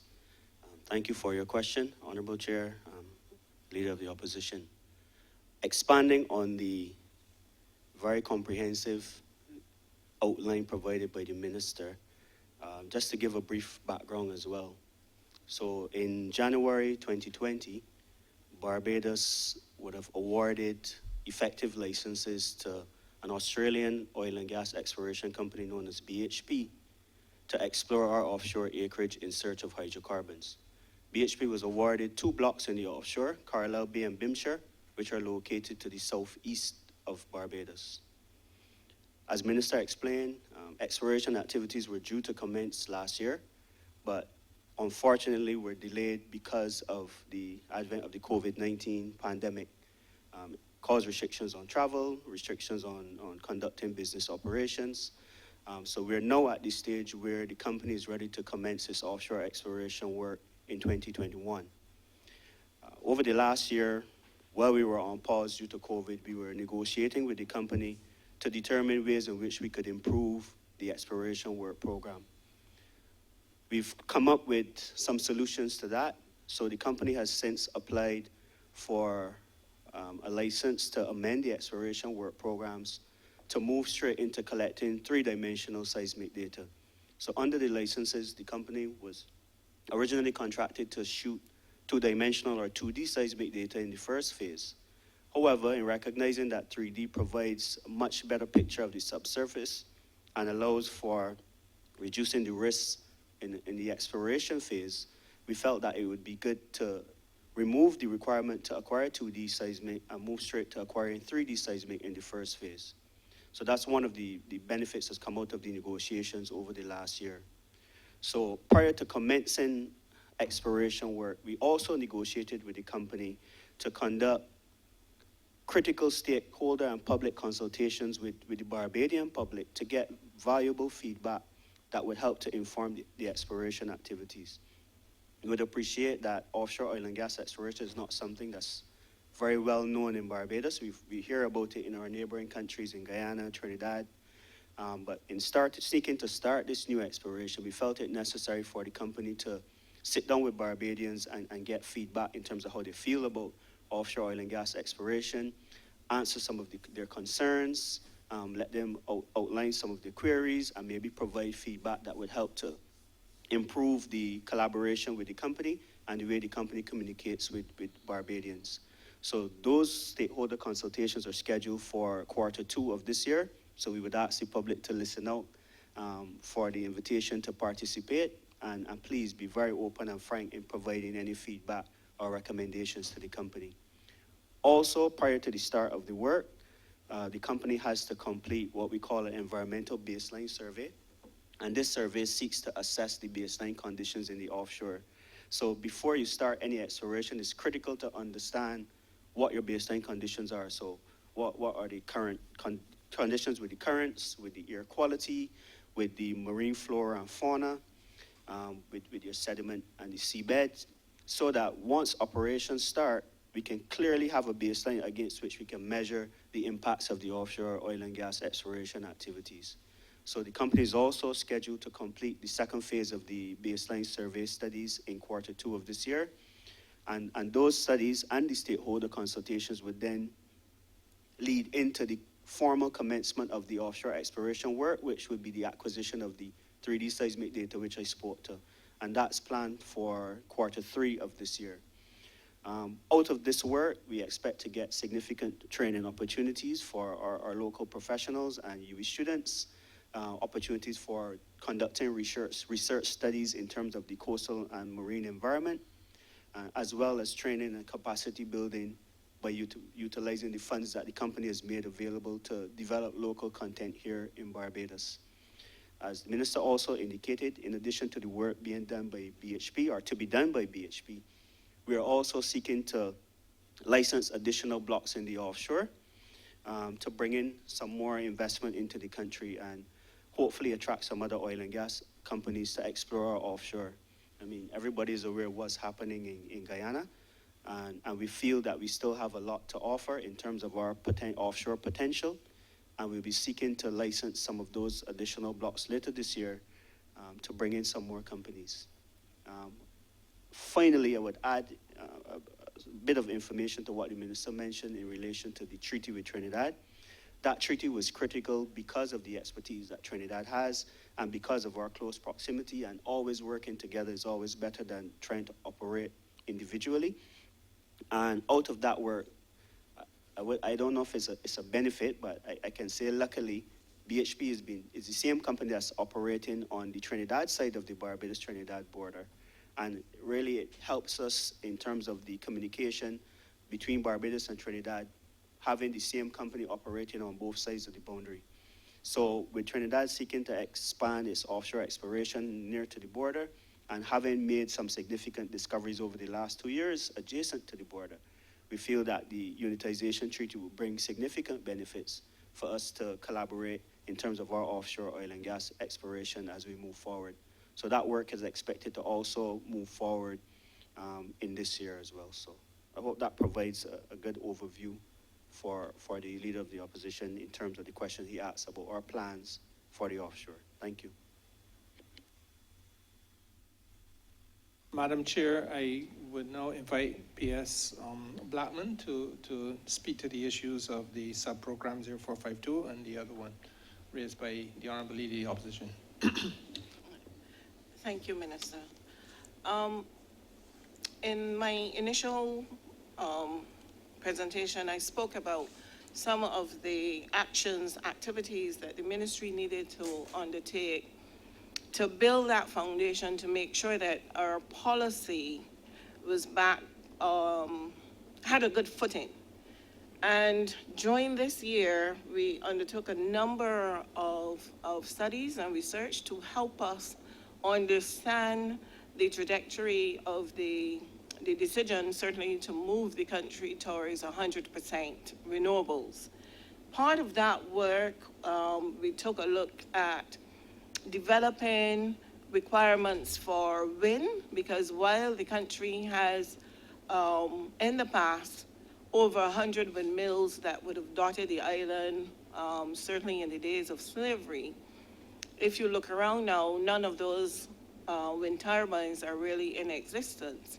And we have become quite urbanized, and there's hardly much difference between certainly what one may consider to be rural versus urban Barbados.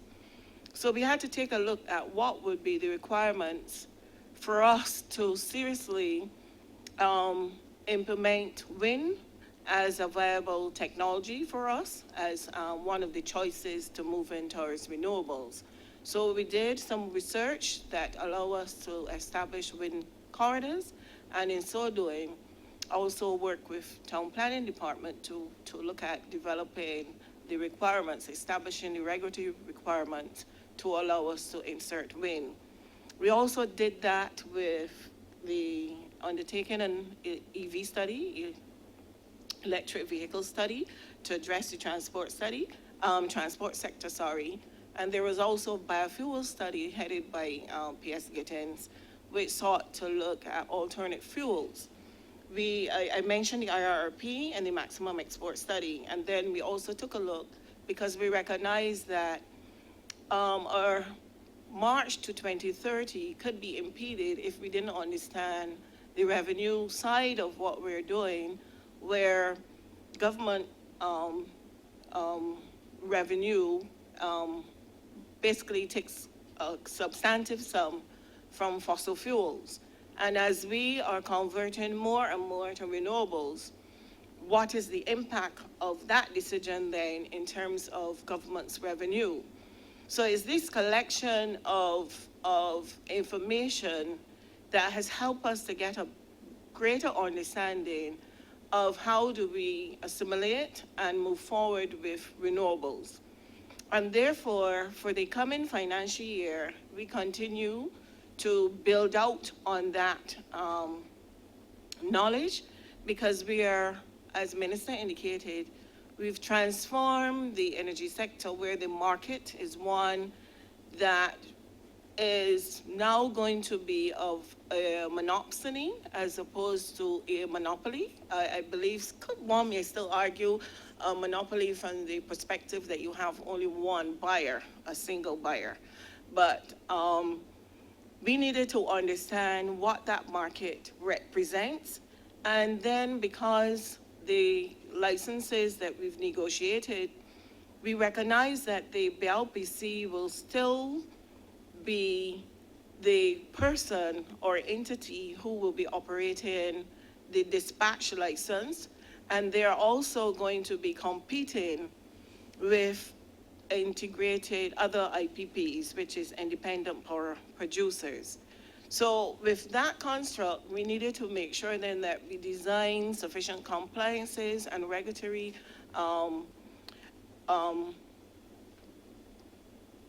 decisions or policies to allow for a market that would then be more transparent and to be able to give investors the assurance that they can come into Barbados, or local entrepreneurs to also invest in the energy sector and be assured that the energy that they produce will have an equal opportunity for being dispatched to the grid. So for 2020, for this year into 2021, this work continues. Part of the 1.5 is not one specific consultancy, but certainly a series of consultancies to continue to address and to help us build out the policy based on evidence. So we recognize that as we move to 2030, we have a pricing policy in place at this point, a feed-in tariff, that addresses how persons who supply their energy are paid for their energy. And we also recognize, though, that that approach is more of a passive one, where we wait in the ministry until people approach us and say we want to have a license to produce.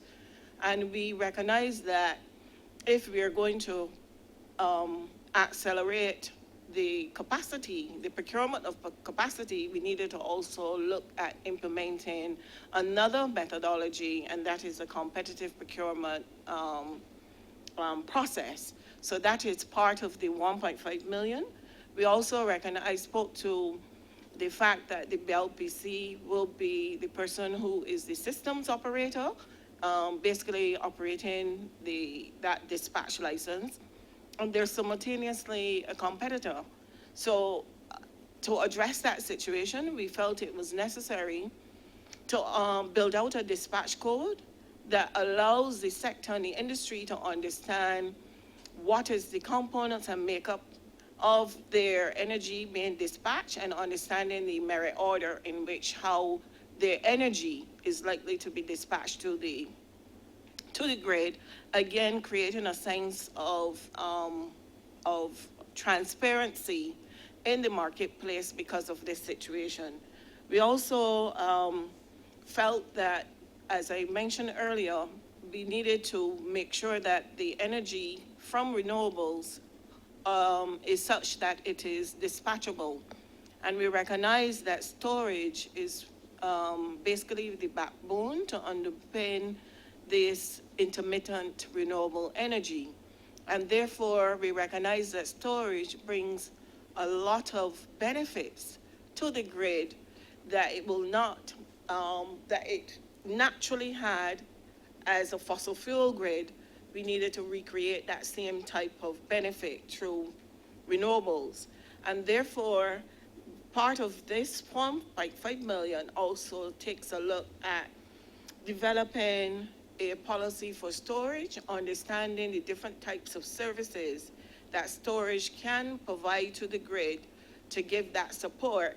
And thereafter, having determined the types of services that we would need, then the FTC would be able to, Fair Trading Commission, would then be able to establish a tariff for these different services, again, to support persons who would want to make that investment in storage.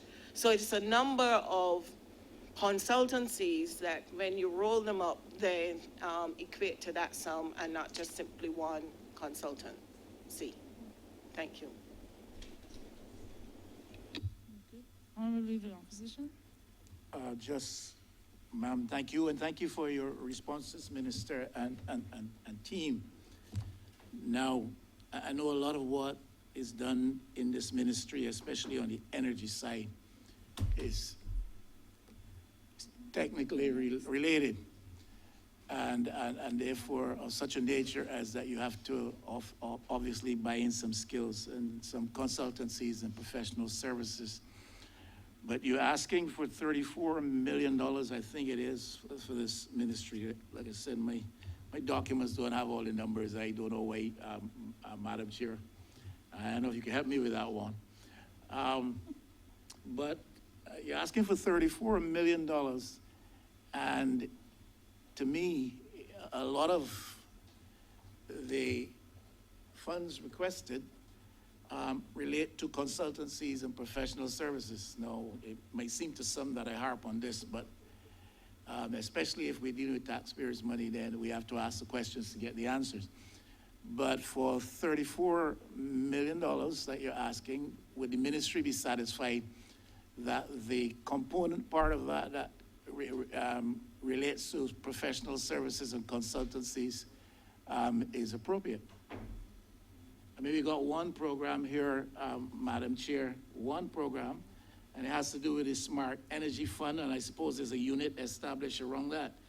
If you look at the non-statutory recurrent expenditure being requested, it's about 1.6 million.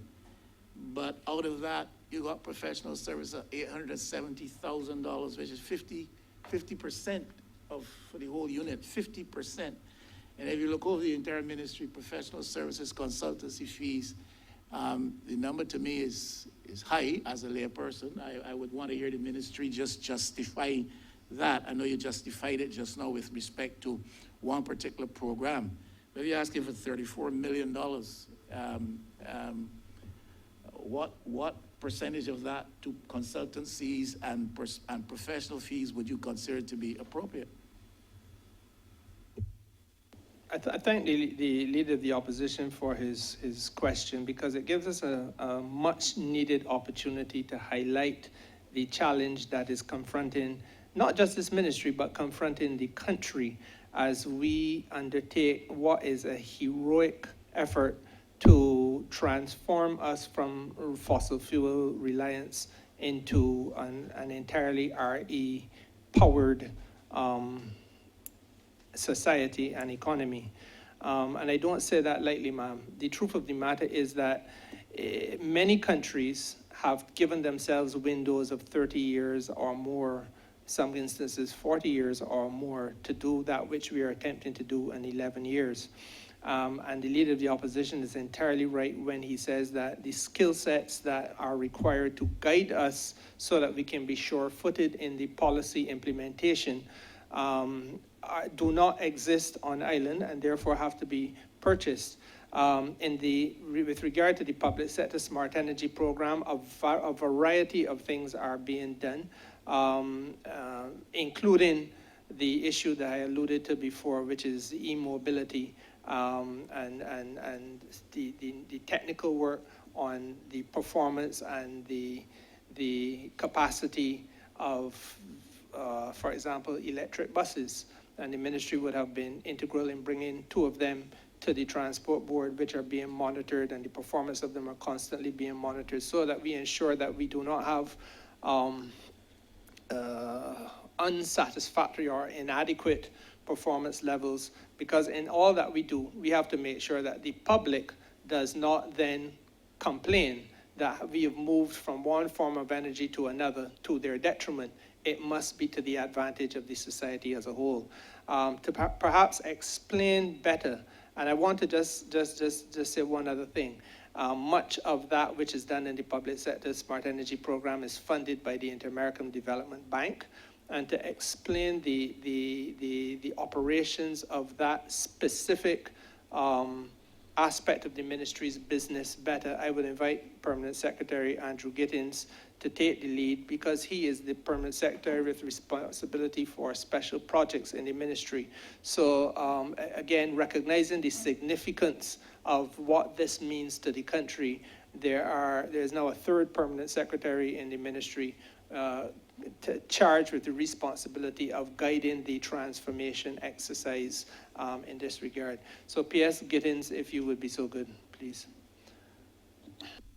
Thank you, Minister. Good morning, members of the House.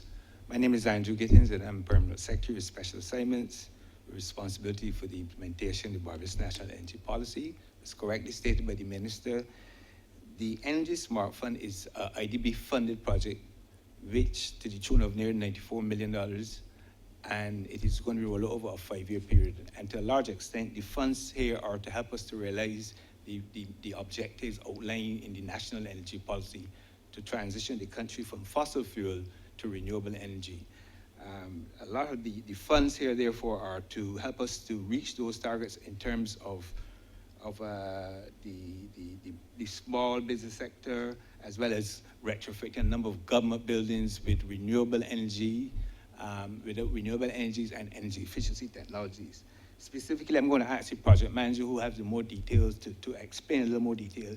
But just to say that, as the minister indicated, this financial year, we supported the transport board with two electric buses, and we are in discussions currently now with the transport board through these current estimates to help to buy 10 additional electric buses. And we're also discussing the possibilities of going as much as 20 over the next 2 financial years. But I would ask the project manager, Ms. Keisha Reid, to go into a little more details as to the expenditure to address the question raised by the Honourable Leader of the Opposition. Ms. Reid.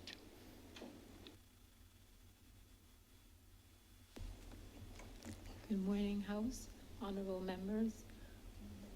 My name is Keisha Reid. I'm the project manager in the Ministry of Energy, Small Business and Entrepreneurship. So following up from the Permanent Secretary's comment, I will expand a bit with respect to the professional services required first for the 0455, which is the Sustainable Energy Investment Program, which we call for short Energy Smart Fund.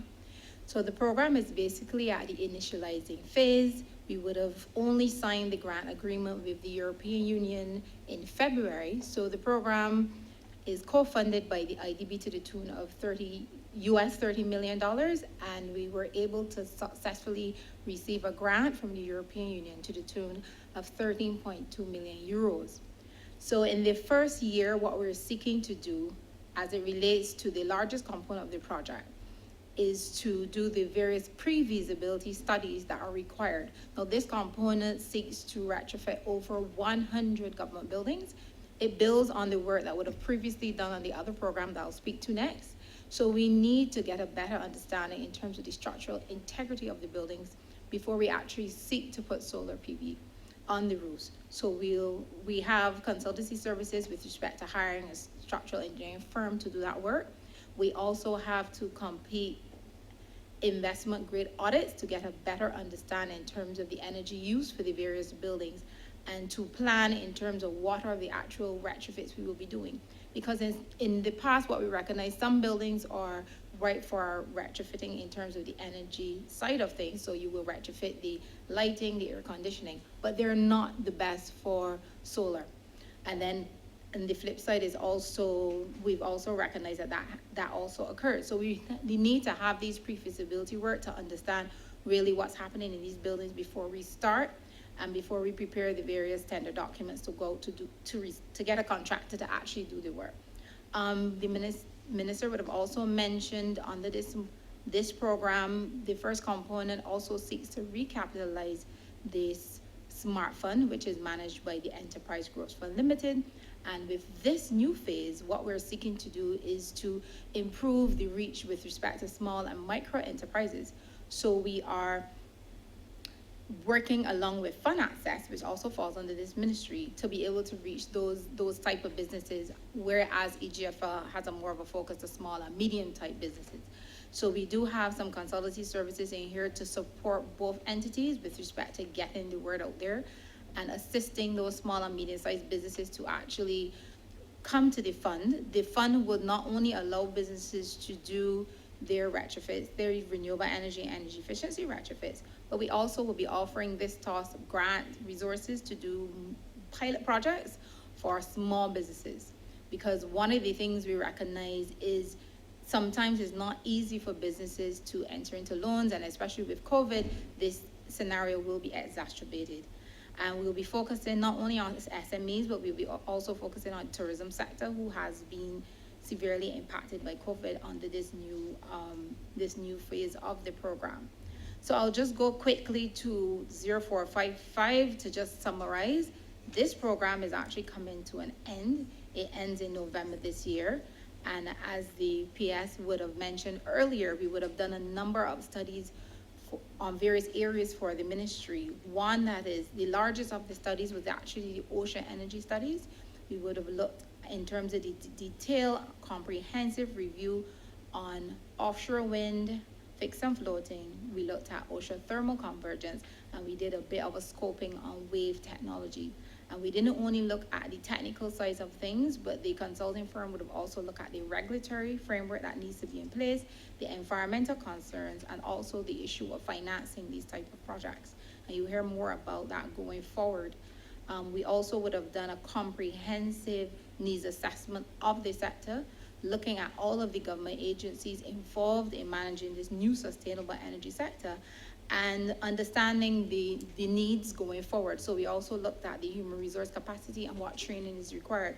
So in this financial year, we'll be doing more of that capacity building across government, and you'll also see resources, considerable resources for training, because we will be embarking on an expansive training program with respect to the various topics, and not just PV or wind, but the topics are very wide ranging in terms of building the various needs across the various ministries and departments.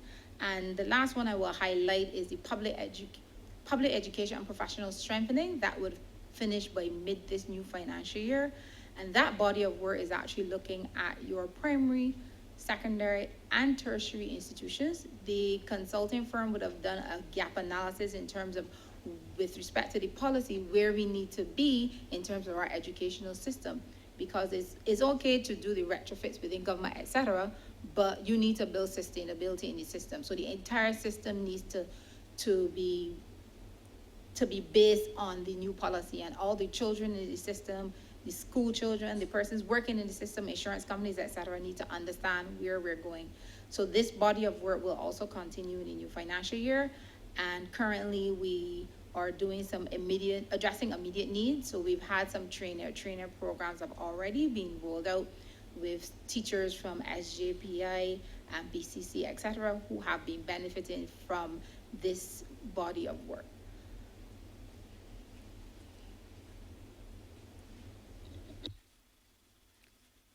Thank you. Yes, ma'am, just to say thank you to the minister and his team for their responses. Information shared has been very helpful. Obviously, I'm just listening here. It's not easy to note or document everything that's being said. And I wish I really could be in a position to benefit from a lot of what they have said in a more permanently recorded fashion rather than simply listen and try to remember. But I thank them for their responses. Just I'm concerned that with a budget of $34 million, 20% plus of it is going to professional services consultancy fees. Thank you. Honourable Member for St. Michael South.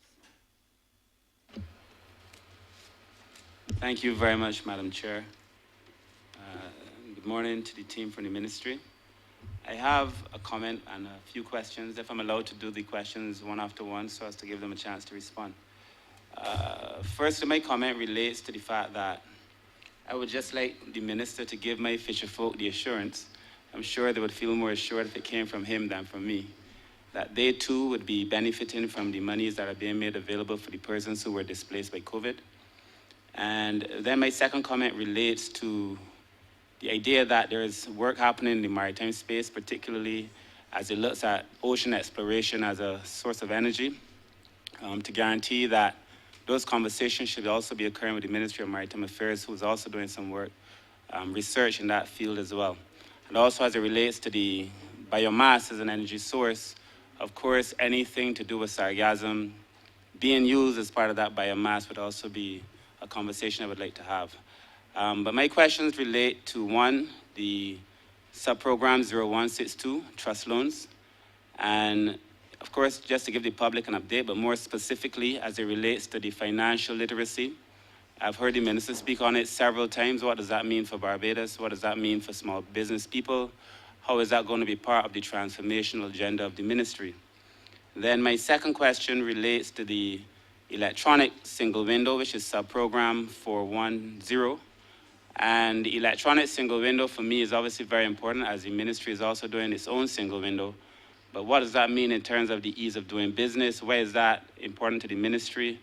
Why are there funds, I think $500,000 allocated for that in these estimates, and another $700,000 to grants? And then finally, the Leader of the Opposition spoke to it briefly, but in relation to smart energy, Madam Chair, there is $8 million I see allocated for smart energy, whether it is smart energy 455 or 457, and 10 million allocated for the following year. And what is happening in the smart energy program, and how will that redound to the benefits of communities across Barbados who would have benefited previously under this program? Those are my questions, Madam Chair. Thank you. Thank you, ma'am. I want to thank the honourable member, first of all. His question on his request for me to intercede on his behalf with regard to the fisher folk has been noted, and I will do so now. Let me say, ma'am, that the initial effort at offering what I have tried to explain to the country is not a compensation package, but rather a more benevolent or compassionate type of assistance to persons, helping micro business people, especially at the household level, was not initially in its design to exclude fisher folk. What happened was that we began by recognizing that shops in Barbados had been closed during the period, had been opened during the first period of pause, on the strongest possible advice from the public health officials. We recognize that what I have come to call communities of comfort did exist, where shops really were places that people would congregate. And because you had this feel-good factor and a comfort zone, and I will not once again go into the analogy of, what was the name of the lady I used? I can't even, Pearl.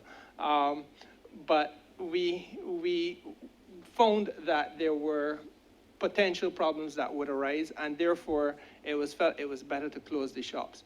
Clearly, people haven't been able to open at the beginning, but then being closed in the second shutdown period felt that they would be disadvantaged, and rightly so.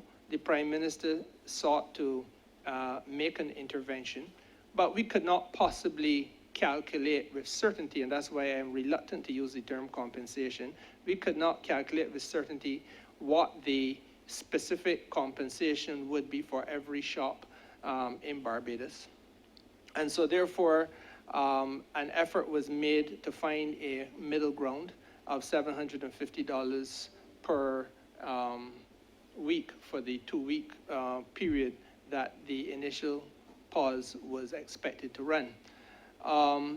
Thereafter, obviously, having sought to come to the assistance of one sector, it became clear that there were others that would be similarly disadvantaged, and the intention broadened in its scope and in its nature. The Honourable Member for St. Michael's South and Minister of Maritime Affairs and Blue Economy did make robust representation to me that his sector should be equally looked after.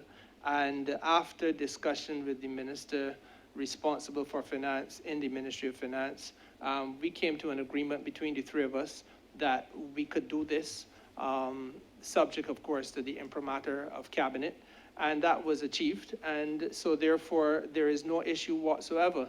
Fish vendors and the persons who are fishermen, that community of people are entitled to apply and have been doing so.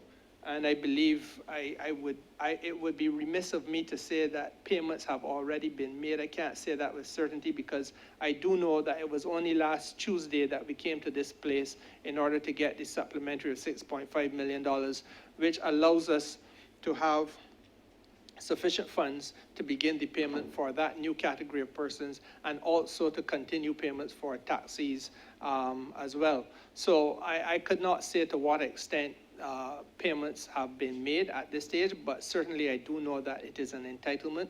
And I say through you, Madam Chair, to the listening community out there, that if you are a fisherman or you are a vendor in the fish market, then all you have to do, like any other vendor has done, is to establish that what you are claiming is authentic, that you do in fact have registered appropriately, and once that is provable, then you are entitled to the compensation at the same level as any other vendor has been entitled to, which is $250 a week for the period of the shutdown of that sector.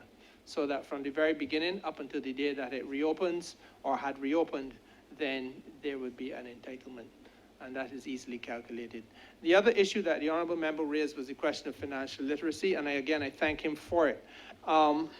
There are two bugbears, I think, to small business development in Barbados that the country has to confront.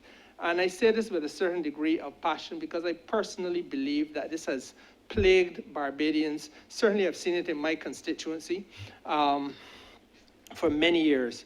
And I have been in the business of representing people now for, this is the 18th year. The creation of new sectors of potential participation and investment, Madam Chair, by ordinary Barbadians cannot be successful unless at its core there is a healthy, what's the word I'm looking for, promotion of financial know-how and financial well-being. I said it in my introductory comments. It bothers me personally that all too often in the Black Barbadian community especially, we have people who have set out to be entrepreneurs. And we all have grown up hearing this, people lazy, they only want to work in government because they ain't want nothing to do, and that kind of thing. There are people across all of this island who are very entrepreneurial. And where we have a challenge is in making sure that we continue to work with these folks in a way to ensure business continuity. I continue to say, I can't say often enough, if you look at the businesses that start and fail, that businesses that begin in one generation and do well, but then the son or daughter of the operator chooses not to bother with it. Members of the House, I'm finding it very difficult to hear. You're louder than the speaker now. Thanks. Go ahead, Honourable Member. Sorry. Businesses that start and fail, or businesses, ma'am, where one generation has operated the business well, but then his son or daughter chooses not to be interested in it, and it just drops by the wayside. The greatest percentage of that type of collapse of business is in the Black Barbadian community. Now, ma'am, I have to say candidly, what are the reasons for it? Again, the studies that I have been able to see suggest that there are a number of challenges. An appreciation of finance and some of the challenges associated with management often lie, according to what I read, at the center of the challenges that we are talking about. Ma'am, I used some analogies when I first spoke. Writing a business plan. It may come as a surprise to you, ma'am, that some of the largest enterprises in Barbados have struggled because of difficulties with regard to business plans. They've struggled as a result of a difficulty in understanding what a marketing plan is.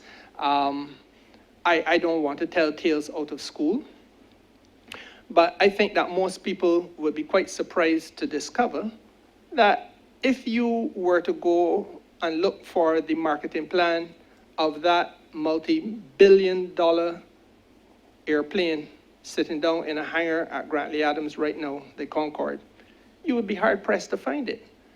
And if it is challenging at that level, if we know, ma'am, that in the legal profession, there have been challenges in terms of managing the accounts of the operator of the law firm or the business. If we know, ma'am, that in the accounting profession, there have been challenges of a similar type, then why do we believe, ma'am, that it cannot happen across the board in Barbados?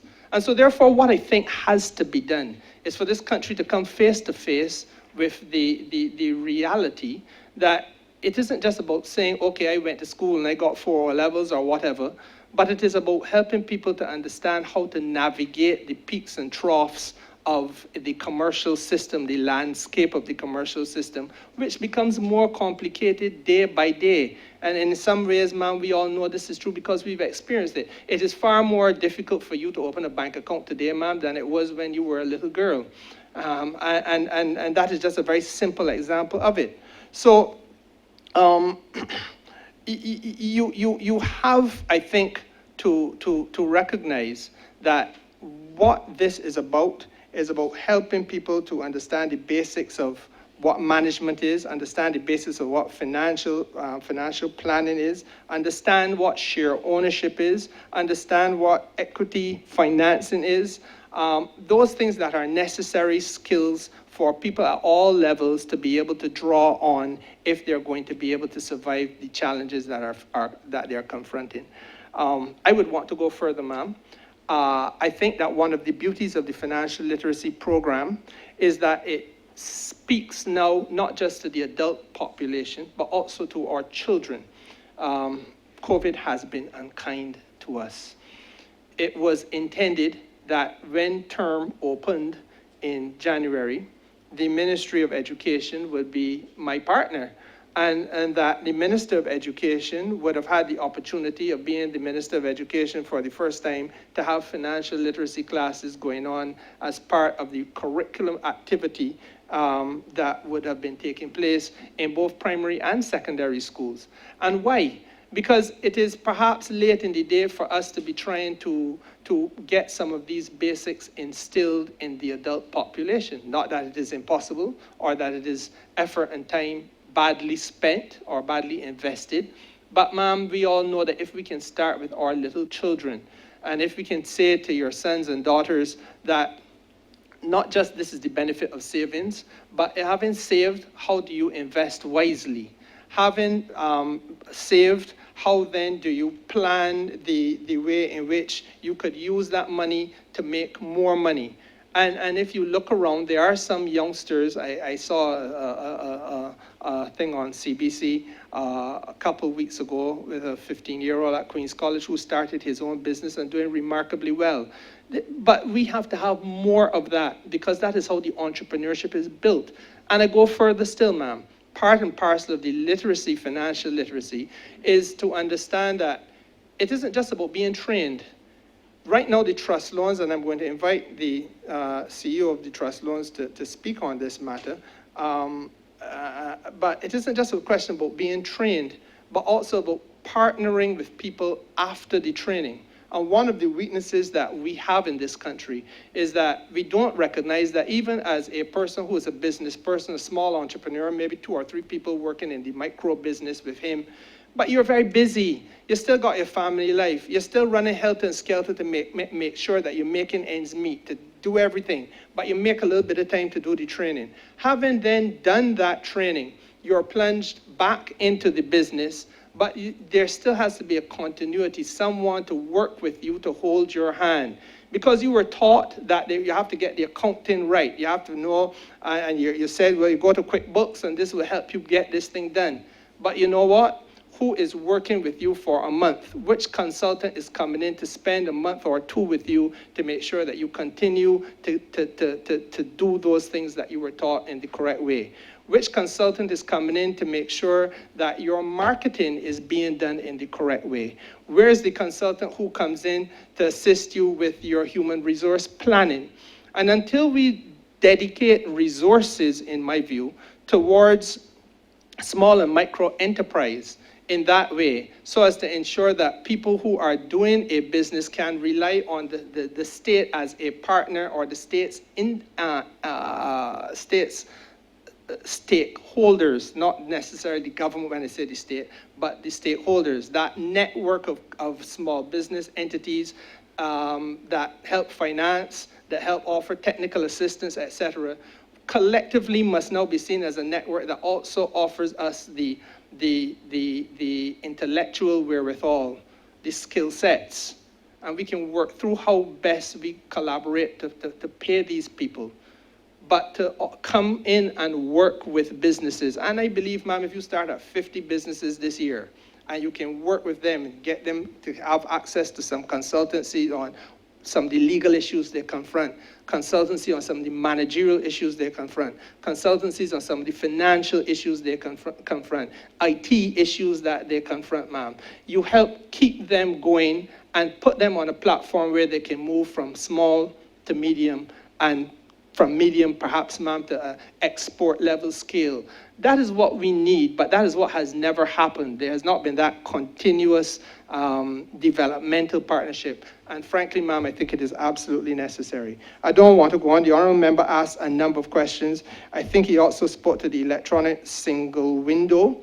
And clearly, that is an exercise which the ministry is undertaking as part of the need for us to ensure business facilitation, ensure the ease of doing business in Barbados, and to create an ecosystem where you're almost at any given point in that ecosystem, you are able to know, say for example, you are an importer of a product, you need to know where that thing that you're importing is, whether there are licenses from agriculture or from the public health officials that need to be obtained. You need to know what the process, what stop you're at, what stage you're at, what is required. If there are challenges, what those challenges are. You need to be able to have the position of customs and immigration, etc., virtually real time at your fingertips.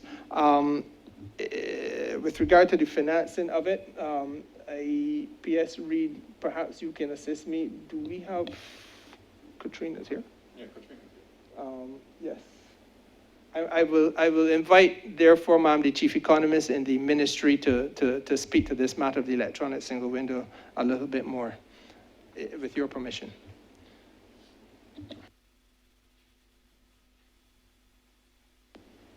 Good morning to the meeting. Katrina Bradshaw, Chief Economist acting in the Division of Small Business and Entrepreneurship. As Minister would have indicated, the Division of Energy is in the first quarter of this year, financial year, we're looking to roll out the electronic single window project. The electronic single window is, I will say, revolutionary. It has the capacity and the intention to improve the ease of doing business for trading. The electronic single window will allow parties involved in trade and transport to lodge standardized information and documents into a single port of entry to fulfill all import, export, and transitory related regulatory requirements. So, as I would say, the project will allow 28 government agencies who are involved in this process to be able to submit their information and the required documents into a single port of entry. The electronic single window would allow these entities, traders, and all involved to submit into a single standardized form. They submit the information using a standardized form. It will allow for the processing of this data and also allow for single decision-making for the clearance of these goods and single payment, which will all lead to improving the ease of doing business, which is one of the hallmarks and the push for our ministry during the next 24 months. The project has a duration of 24 months. And as I said, during the first quarter of this year, we'll look to start the project. And by the end of the project, having a significantly improving our ease of doing business. Thank you, Minister. Thank you, ma'am. No, ma'am, the honourable member had asked a number of questions. I'm not sure that we've captured all of them, but I was writing as fast as I could while he was going through. He also asked about what's happening with the Smart Energy Program. Oh, the Smart Energy Program, and perhaps I should go back to PS Gittins then to elaborate further on that.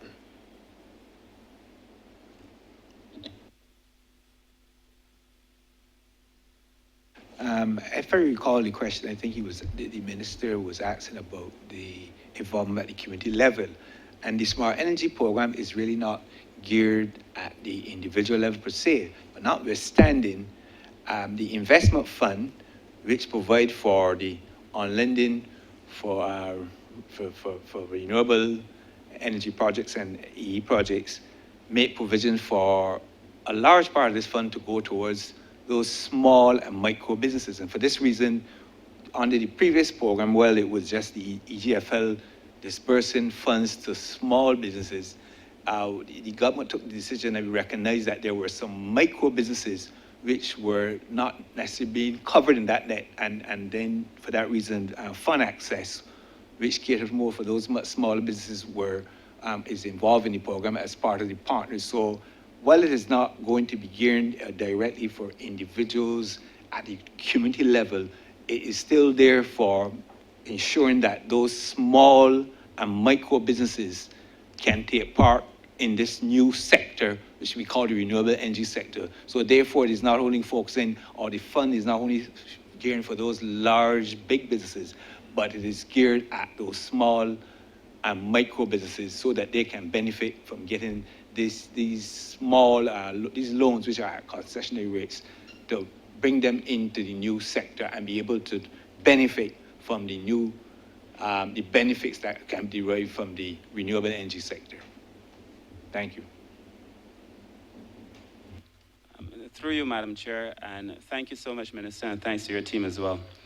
But perhaps I am mistaken then. I was speaking now as Member of Parliament for St. Michael South, and many persons in this room would know that I'm always asking about lighting in St. Michael South.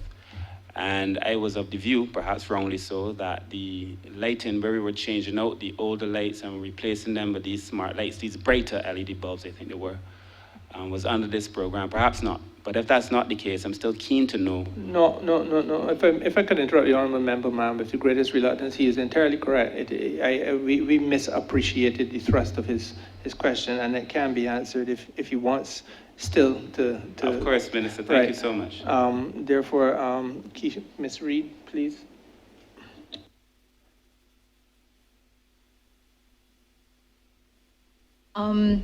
Right, so when I heard your question, you were specifically talking about the SMART Fund, and that's 0455, and I know it can be a bit confusing, the Sustainable Energy Investment Program. So you are correct, under the Public Sector Smart Energy Program, which is 0457. Sorry, I said 045 and 047. There were two sub-programs. Okay, thank you for that clarification. So yes, under the Public Sector Smart Energy Program, we would have started a year and a half ago to retrofit the various streetlights across Barbados. The target for the project was to retrofit 85% of the streetlights in Barbados, and I'm happy to report that we've actually exceeded that target. To date, we have retrofitted just over 24,600 streetlights as of the end of February. So in terms of the objective of the project, though, the objective of the project was focusing on energy efficiency and changing the HPS more, and that has higher energy consumption lights to the LED street lights. We weren't adding new lights. So we would have changed out street lights across the highway and major car parks that are under the government electrical department. And we also would have partnered with the Barbados Light and Power to change the street lights on major and minor roads. So as I indicated, we have changed out over 24,000 street lights, and we're almost at the end of that particular project, because we would have only procured 27,650 streetlights in order to execute this work. And we anticipate before April that we should have all of the streetlights installed. GD is actually completed, and they're looking at new areas that they can light under their control, and Barbados Light and Power has indicated that they'll definitely be completed by April. In terms of your particular constituency, I'm just trying to understand if the question is that you need additional lighting. And if that is the case, that's a separate process through the Barbados Light and Power Agency. But in terms of the project, we were just switching out light for light. I hope that answers your question. Thank you, Honourable Member for Pressure South. Thank you, Madam Chair. Good afternoon to all. Minister, I heard while I was on my way here, you mentioned that at the best of times, or in normal times, small business employs some 45,000 persons. I hope I heard you correctly. And that is an impressive number. And I expect that the other two categories of that create employment would be big business and the public service.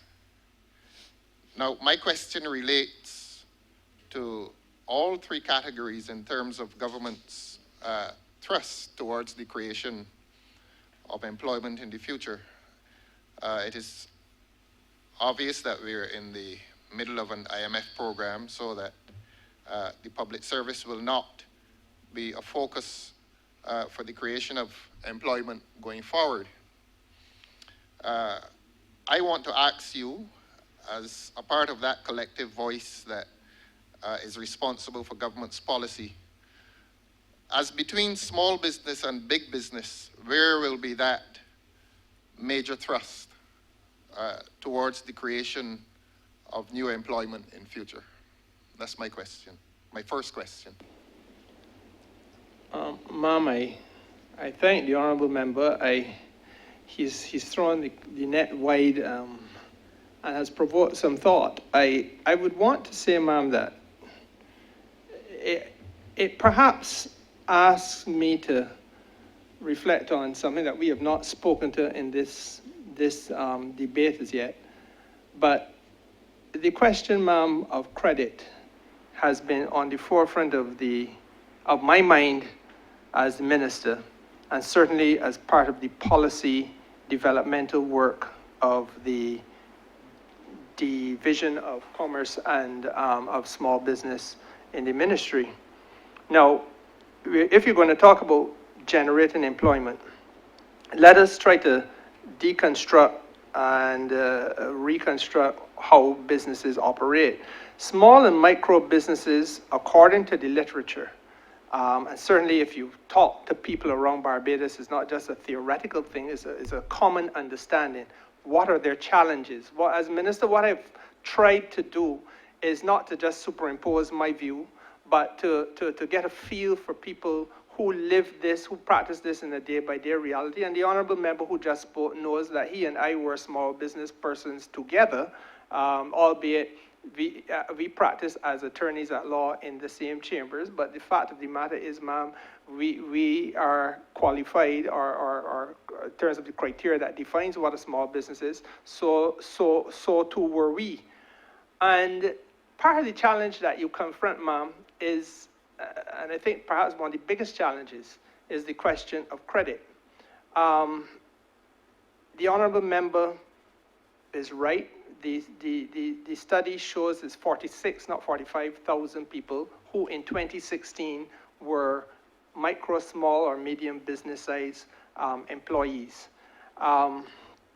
representing 92% of the enterprises in Barbados. So we're talking, first of all, about the vast majority of enterprises located within the sector. But their success, ma'am, according to the same study, is often blocked by virtue of limited access to credit. And if you think it through, Barbados's financial architecture is really rooted on collateral. If you're going to get some money by way of a loan, ma'am, you go through the same process essentially that you went through, or your forefathers or the plantation owners would have gone through in ancient times. It is really a medieval approach that we bring to this thing. More sophisticated thinking suggests that you can help small and micro businesses in particular, access funding if you were less reliant on land and less reliant on fixed assets. So that instead of having to mortgage your house in order to get a little piece of money in order to put into the business, and then the business has challenges, so then you have to refinance the mortgage on your house for a second or third time in order to keep the business going. And then when COVID come along and you have to shut down, you lose your customers or whatever, you find that you're in danger of losing both house and business. You find, ma'am, that there has to be some way in which we must now open the corridors, the avenues of opportunity for people to be able to access credit in new ways.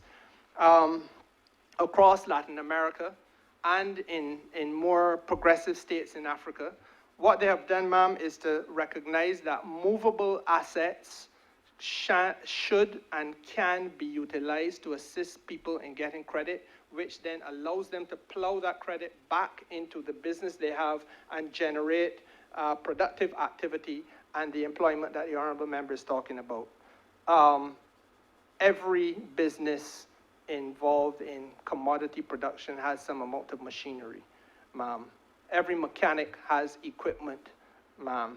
Every farmer has livestock, ma'am, and crops.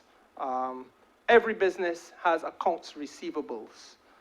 These are all things that are used, that are captured around the developing world that is thinking progressively as mechanisms within which or by which you can assist a business operator who is bereft of land, and Barbados is a land-scarce country, so immediately, you're saying to the lady who is skilled as a hairdresser and skilled as a cosmetologist, but lives in a housing unit in Redmond Village. She has no land. She's a tenant in the unit in Redmond Village. But the reality is, ma'am, she can't get a mortgage because she ain't got no land. But she is doing hair for people. A lot of business is turning over. So she has accounts receivables as part of her business activity. She has invested in some equipment as part of her business activity. The mechanic in the unit next door has equipment as part of his business activity. The person who is a farmer, ma'am, got livestock. The reality is, ma'am, what we must now do is to find a way of capturing new ways or new types of collateral. Now, the thinking of the ministry, ma'am, is that we must create a collateral registry in Barbados so that you register not just your immovable assets, which is what we've always done, the land, the house, etc., but you register the movable assets as well. And therefore, you can now, because they are registered and there's some certainty about them, you can now pledge against them in order to get your financial assistance from the commercial sector. It is a process, ma'am, which has had some significant discussion with the banking community. Not hear me, Honourable Member, the PS reading, you're advancing yours, I'm electing you to the Assembly. But PS and myself and some others on our team have had these types of meetings with the banking community. They are on board. There is a need, ma'am, for us to do a thorough assessment, a study of the sector in Barbados. And that study has been commissioned by the ministry. Professor Velma Newton from the Impact Justice Project is working with us on that. And as recently as maybe a week or so ago, I would have received a notice from her indicating that the detailed report should be able to come to us by April of this year. But ma'am, I think it would answer the Honourable Member's question directly if I said that I think that is one way that we can go about generating the level of activity that we want. Because apart from government's capital works projects, which will give you a one-off type of employment because of the fact that you are working on a project, but that project has a start time and an end time. You want to have, ma'am, businesses in a mode where they can access funding in a difficult climate, and a climate which, if we are going to be frank with ourselves, compromises the operations of the business owner if that business owner is born into circumstances of poverty or continues to live in those circumstances of poverty. So that he is not a landowner yet in a land-scarce country where the price of land is sky high is not his fault. But we have to find a way of empowering that person who has an entrepreneurial spirit and an entrepreneurial talent. Those youngsters who we see selling coconuts every Saturday and Sunday along the highway, ma'am, are entrepreneurs. Don't get it wrong. It isn't that they're lazy. And you got to dispel the myth about, I've said to you that there are people who will say, well, go and work in government. You got to dispel that myth too, because some of the people who work very hard, the hardest in Barbados perhaps, are those people in the public service. You can see the staff around me, ma'am. Their technical expertise shines through.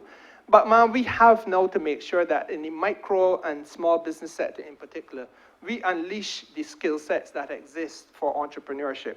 And I think, ma'am, that if you follow the reading, and I only know one way to do it, I got to read first to understand the thing. And the reading tells me, and then you walk around and talk to people about it, and that confirms to me that this is not just a gut feeling. They're saying, ma'am, that with 92% of the enterprises in Barbados, the main concern is that their success is often blocked by access to credit.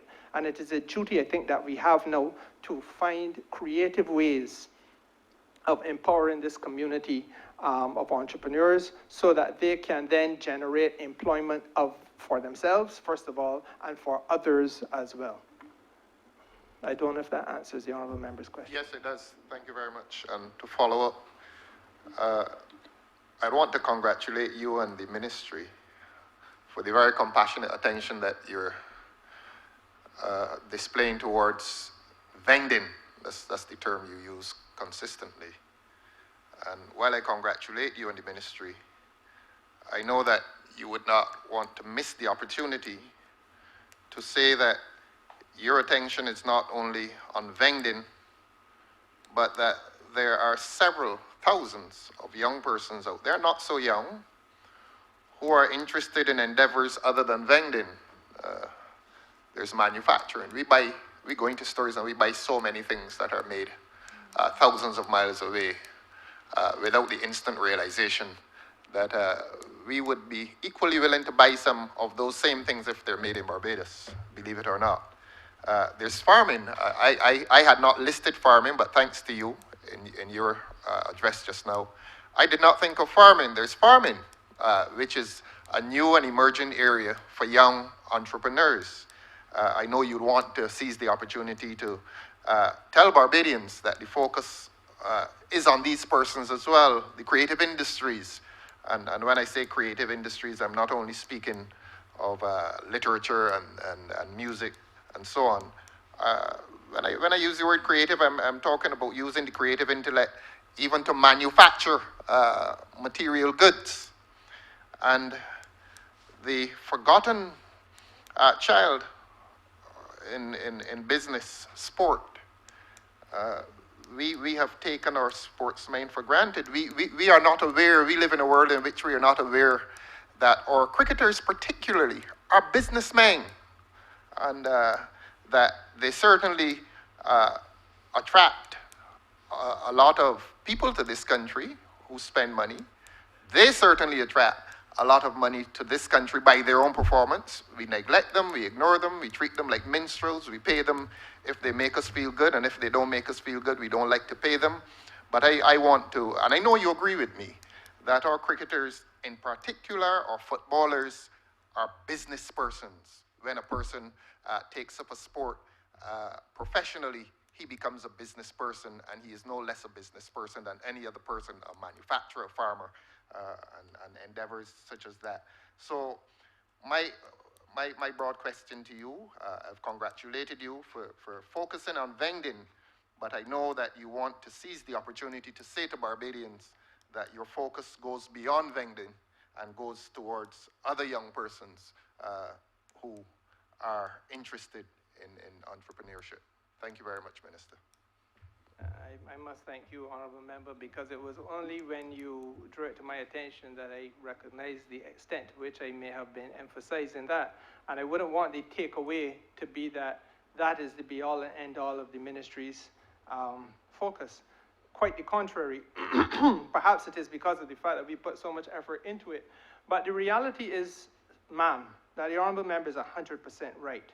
And I think that what we must now do that we have not done, and quite frankly, I smile to myself sometimes because up until July last year. In fact, it was in the context of the first national pause that I took to Cabinet a paper on linkages in the Barbados economy.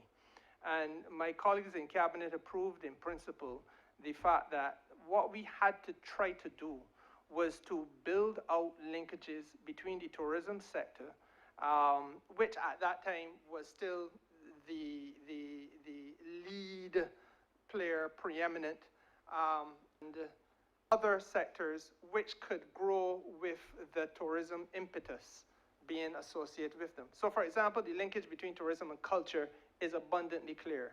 The linkage between tourism and agriculture and the agricultural sector feeding the tourism industry, abundantly clear. The linkage between tourism and sports has always been understood. Now, ma'am, I think that the Honourable Member is entirely correct when he says that we have to look at the creation of economic activity holistically. When I made my introductory comments, I said that it was perhaps more critical now than ever before since independence, and I genuinely believe that. the fact of the matter is that the energy sector creates a brand new opportunity for us to diversify the economy of Barbados and to create business opportunities which themselves can link to other existing sectors and can help strengthen those sectors as well. So, for example, ma'am, in fact, even before I go there, let me speak first to the business opportunities that can be created by the energy sector, because while we have talked about the cost of energy being reduced via photovoltaics, we've not spoken about the business opportunities of carrying along a class of Barbadians who have previously been left out. And that is an important thing that we have to talk about. Now, the National Oil Company, for example, because it is an oil company, has a greater degree of flexibility financially than many will. It is positioned strategically in this sector, ma'am, because of the fact that one of the things it must now do is to make itself relevant, not just to oil and gas, but relevant to photovoltaics and the new emerging technologies. So it must see itself more in the context of an energy company. Now, ma'am, if we look across Barbados at the opportunities on the rooftops of houses, and we just heard Ms. Reed talk about the need for us to make sure there's structural integrity in government buildings before you put a photovoltaic panel on its roof. The same thing is true in the households. But the fact of the matter is, ma'am, that we know that there are several households in working class communities which have that structural integrity. What perhaps the household does not have is the financial wherewithal to make the investment in the photovoltaic panel. But if that panel can be made available, ma'am, by way of an intervention so that we structure the payment for the panel over a long-term period, let us say, ma'am, 10, 15 years, it could come down perhaps to as low as $40 a month, which makes it eminently affordable for most people who will then become independent in terms of energy from the fossil fuel, independent in terms of energy from the fluctuation in prices, which is humbugging all of us in Barbados today, independent, ma'am, in terms of being able now as a business proposition to put themselves together with the correct amount of training and recognition of accreditation of their skill sets in order, ma'am, to be able to do the photovoltaic implementation on the roofs of NHC units, on the roofs of the homes in village communities all around Barbados. And I think, ma'am, that is the type of business opportunity that allows for people who are right now dislocated as a result of the stumble of the tourism sector to find themselves independent footing in order to do things via the energy sector. Now, ma'am, the energy sector can be linked back to agriculture because obviously there is substantial agricultural acreage where if you erect the photovoltaics at the right height and with the right spacing to allow for servicing and maintenance, as you must do, you can have a co-investment, a coexistence of the farmer's interests taking place at the same time or in the same space as the photovoltaic interests. And again, this is a possibility that has to be followed through, in my judgment, in this economy. It also is true to say, ma'am, that the challenge Barbados has had, look, we don't have any less, taking oil out of the picture. Let's take oil out of the picture, oil and gas. We were no different in terms of our structure to Trinidad and Tobago.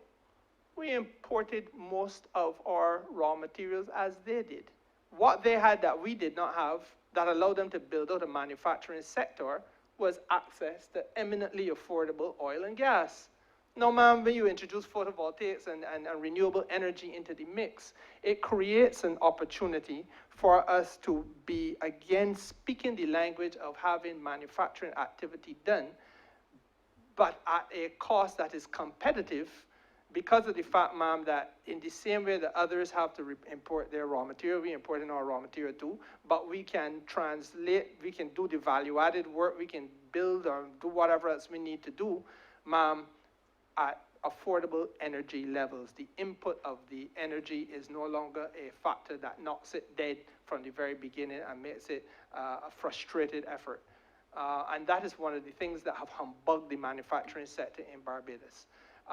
And again, ma'am, I must tell you, it is true that the linkage with the sports sector that the Honourable Member is speaking about is entirely correct. One of the things that this country, in my view, has to do is to take sportsmen and sportswomen very seriously and stop making sport at sports. We have an opportunity, ma'am, and we began it, and it should continue when tourism once again picks back up. We introduced a thing called beach wrestling in Barbados.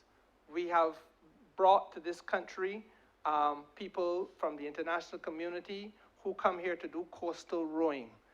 The fact of the matter is that Brazil is a major source of tourism investment and tourism activity.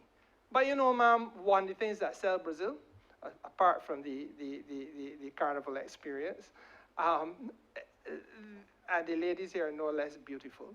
One of the things that sell tourism, ma'am, is the fact that once you have had a sporting activity, it is very often every sporting activity you find to do on land, you do on the beach. The football is on the beach. The netball is on the beach. The volleyball is on the beach. And after it is all said and done, you break down into a massive beach party. And you party late into the night. And the bonfires and so on. And you're drinking your drinks and the music is playing. And everything, ma'am, about the beach experience, everything that could be milked from the beach experience is done by the Brazil community. It is a fact. Now, in Barbados, we have equally beautiful beaches. We have equal interest in sporting activity, but we are not utilizing that beach space. And if the Honourable Member, as I know, feels very strongly about this, because I saw that which he did in St. Lawrence Gap with regard to road tennis, which is not necessarily on the beach, but it is right next to the beach. But the fact of the matter is, ma'am, that is what we need to draw on. We need to draw on a greater use of the natural resource and to link it with the activity that has made people move to play sports, ma'am, competitively on beaches is big business around the world. I think very often Barbadians don't recognize this. I met in Canada a man who told me, Minister, he was involved in the coastal rowing, and he travels 90 miles every weekend from where he lives to get to a beach to do it. In Barbados, most places, you can get to the beach in 9 minutes. And hosting these types of events at all levels is a boom for the Barbados economy. So I think the Honourable Member is entirely correct. It is not a developmental scheme that just looks narrowly at vending and enhancement of facilities and so on at that level. But it is really, ma'am, a need for us to rethink and re-strategize on the way in which small and micro business can develop via linkages and via use of natural resources, whether those resources be the geophysical ones, like the beach and so on, or whether they be in the form of the renewable energy, which just captures the geophysical in many regards. I think, ma'am, that it is an important thing for us to recognize that given the pressure on central government, entrepreneurship is really the way of the future. All of us came out of a community where the culture and the thinking was proceed with caution when you're going to work for yourself. As a little boy, my mommy told me, when I told her I wanted to be a lawyer, she said, but why do you not try to get a job in government first? And I, being rebellious as I always was, said, no, mommy, I can do this by myself. But I am sure all of us know that we had a mommy or a granny who would have said, well, start out by working with government first, and you find your feet, you catch yourself, you get a little job security and so on before you break into the blue yonder. a different thinking dominates the world nowadays, and we have to compete with that world.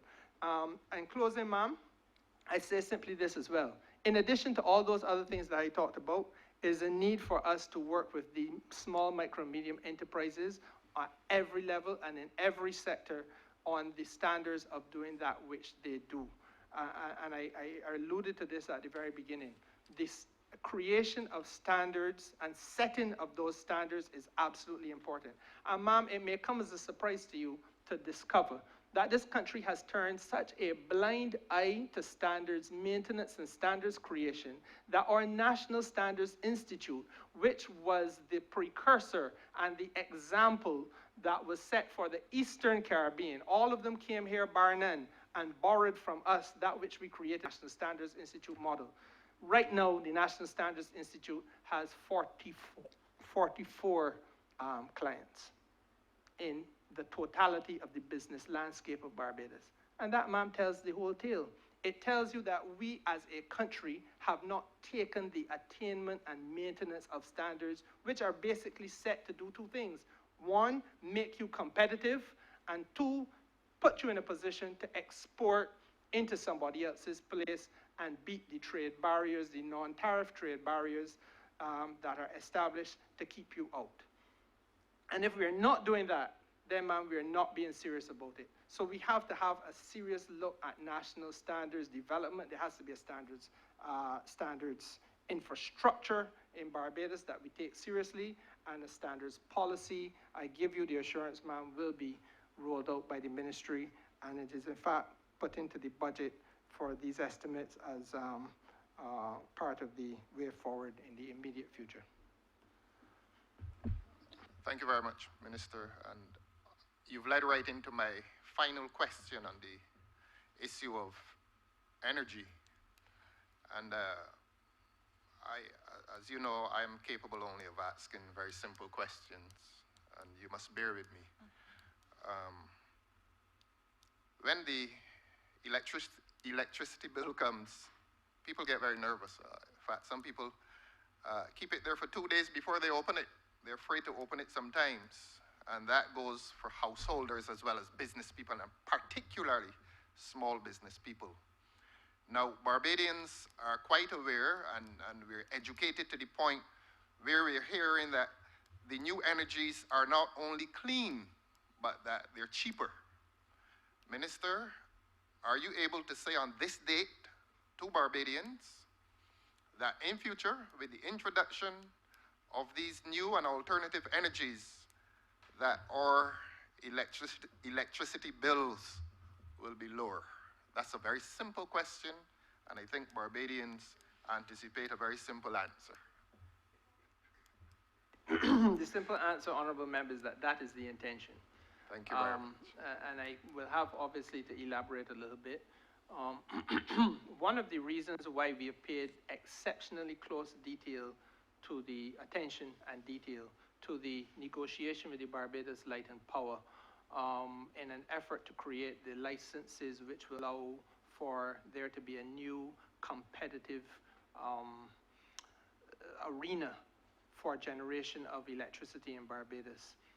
You will recall, I made the point, the Light and Power will continue with its license to transmit electricity, and they will continue to dispatch electricity into the grid. That is a very technical thing. But generation of electricity and storage of electricity will be areas where there will be competition, and it will be independent power producers, and everybody in the country is entitled to participate in this space. But there has to be, there are a number of things that can lead to an unevenness in this system if we are not careful. Someone earlier mentioned, I think it may have been the leader of the opposition, mentioned the particularly close attention that not only foreign investors start to take when they see an opportunity of this nature arising in a small economy, and equally so, there are some people in Barbados who, because of consolidation of wealth and opportunities to consolidate their wealth born over several decades, are in a position where they're sitting on substantial resources and are looking for a way to find financial heaven. And we have, even though this country is a democracy, to be mindful of all of these things and make sure that we do not commit the atrocity yet again of having a new sector evolve, but it fall into the hands and under the control of the same people who have enjoyed control of the Barbados economy from the time there was a Barbados economy. And I think you understand very clearly what I'm saying. If you look at the agricultural sector, you will see that there are some people who from time immemorial, as far back as the memory of man doth run, had control over that sector. And then when tourism evolved, they moved swiftly into that and had control over that. And it would go on and on if there is not appropriate intervention by government to safeguard and protect the interests and advance and promote the interests of the wide cross-section of the Barbadian public. So that's philosophically where this minister stands. Now, the honourable member, therefore, would understand that the challenges that we face with regard to renewables are several, but we have to make sure that we proceed in such a way as to do the balancing act, that we maintain a satisfactory opportunity for investors at all levels, and equally that we maintain the well-being of the consumer. And I would have to say to you that a major part of the discussions we've had is to protect the rights of the consumer in this exercise towards moving to renewables. It is a challenging structure for the simple reason that there is in this ministry established a Fair Trade Commission. And they have their own role to play. But as you know, honourable member, they are a quasi-judicial body, so they don't get involved in negotiating. But quite frankly, we have to follow the directives that they have issued. We have to understand what the thinking is of the Fair Trade Commission as we try to strategize on what a new sector is going to look at, so that at no stage do you lose sight of what is in the best interest of the consumer. So yes, it is at the forefront of my thinking. I think you also spoke to a very specific matter, which is the raising of the electricity bills in recent times.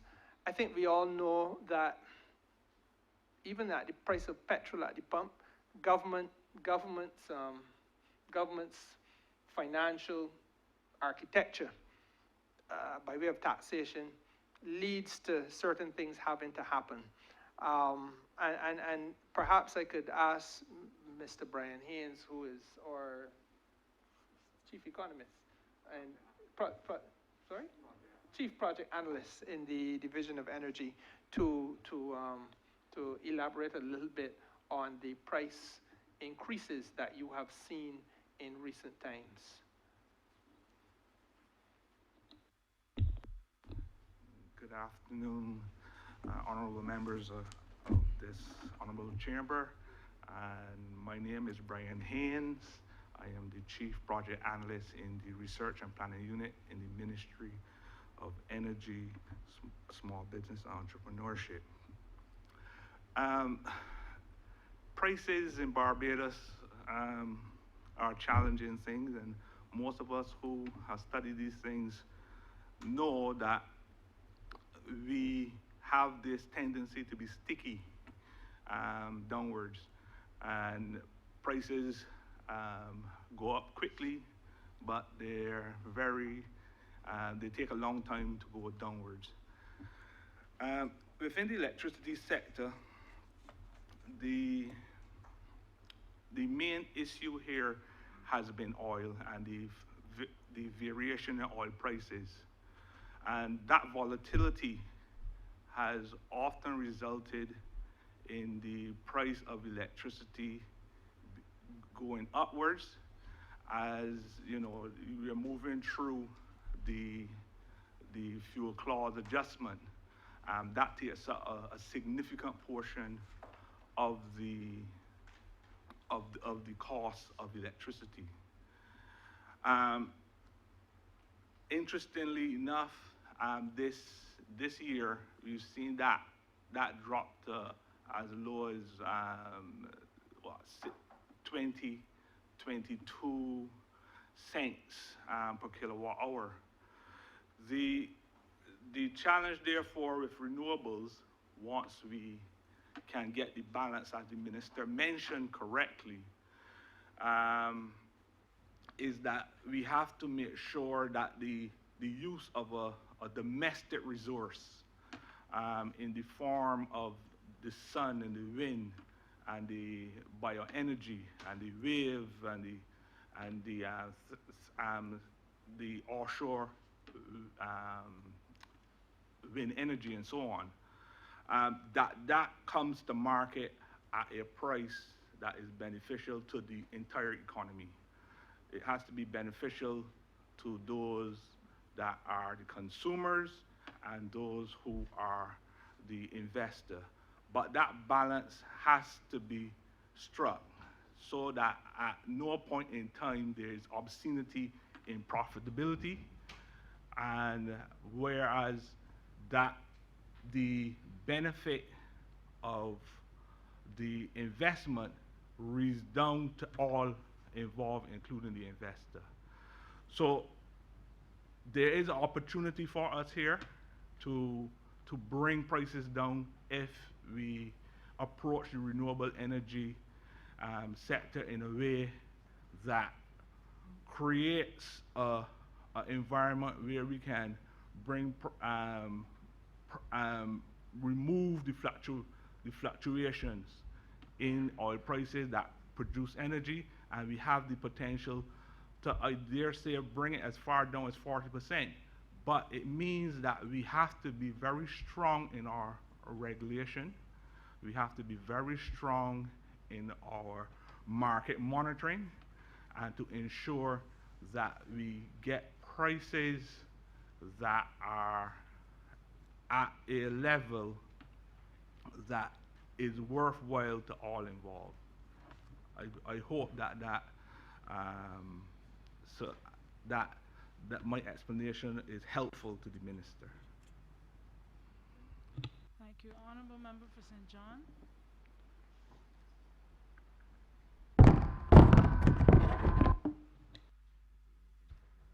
Thank you, Madam Chair. Blessings on you, Minister. My question is also a simple one. I want to use some of your words. You mentioned business plan, you mentioned marketing plan, you mentioned navigating the Barbados, the business landscape in Barbados, and you mentioned empowering entrepreneurs. My question is one on the behalf of the constituents of St. John. I want to source information about all of those things that I mentioned above. And my question is, is there literature that I can pick up to share with those constituents? And is it possible for, if not you, a member of the ministry to share space online, whether it be Facebook or Zoom, to provide information for those in the constituency of St. John who are interested in pursuing entrepreneurship, who are looking to be self-employed? Because I realize that there's a groundswell of individuals within the constituency who are looking at self-employment as a viable option. So I just want to know if there's literature that I can pick up on their behalf, and if there's someone, an officer from within the ministry, that would be prepared to share social media space to provide that information in relation to all of these areas. Thank you. The honourable members asked a very important question. I have 7 months, as you know, honourable member, with my feet under this desk. One of the concerns that I have is the issue that you've just raised. Because with the best wishes in the world, there has to be a more effective way of reaching people, reaching the clientele, the stakeholders that we want to reach. So the short answer to your question is, it is a matter that is being worked on. Equally, I am happy to say that some of the partner agencies, for example, Fund Access and Trust Fund Limited, are already online, and their presence is a lot more powerfully felt than the ministry. But that is a situation that I am hoping that we will be able to correct in very short time. I understand the concern that you have as a member of parliament. I have the same concern. I think we all have to face the reality that it is now a question of us being able to, not only in this ministry but across government, being able to tell our story in a better way and to share with people the opportunities that we are trying to create for them in a more effective way. Honourable Member for St. Michael East. Thank you, Madam Deputy Chair. Certainly, my good friend, the Minister, is not a victim of the old dictum that the entrepreneur is born. It's very suggestive in most of his pronouncements that he's looking forward to an economic transformation and that workers possess the capability and the ability as well to become managers of their own companies. We have inherited a tradition of a group of people dominating most of the businesses all across Barbados with no special endowments. And we have educated a population, not just in academics, but in various skills. And most of the times, right now, from the beginning to the completion of jobs, as long as the blueprint is available, the people who produce the work and do it with the greatest levels of admiration and efficiency are people who don't own anything. So I am assuming that we are going to be seeing a new trend in workers' participation in terms of ownership and in terms of managing some of these enterprises. Now, I don't know if there's a collective understanding of why this form of transformation is important, but I would just like to invite myself and the department to which I'm now responsible for, at least to be part of some dialogue with the Small Business Association in seeing how we can work together, so that I would not see any great emphasis or exclusively placed on standards, accommodation, elements of efficiency, that at least I would see, as we look to the future, transformative approach into how do we address these imbalances within the economy itself and the ownership of businesses. And I just want to invite myself into these circumstances and offer the department at least to share in some discussion with the small business units and so on within the ministry. I thank the Honourable Member for his observation. Honourable Member, I cannot speak to collective understanding outside of the ministry and its stakeholders. I believe that I have spoken to stakeholders at all levels and of all shades and complexions, and I have tried to emphasize a philosophical position that I bring as minister that underscores three fundamentals that I think the micro, small, and medium enterprise sector has to be able to confront if we are to go forward, as we must. I am not prepared to compromise on the issue of dignity in the workplace. I heard the Honourable Member for Christchurch South caution me that perhaps at my peril, the naysayers out there will say, well, the minister spent a lot of time talking about the vendors, blah, blah, blah. But the minister will spend a lot of time talking about the vendors because there must be dignity in the workplace.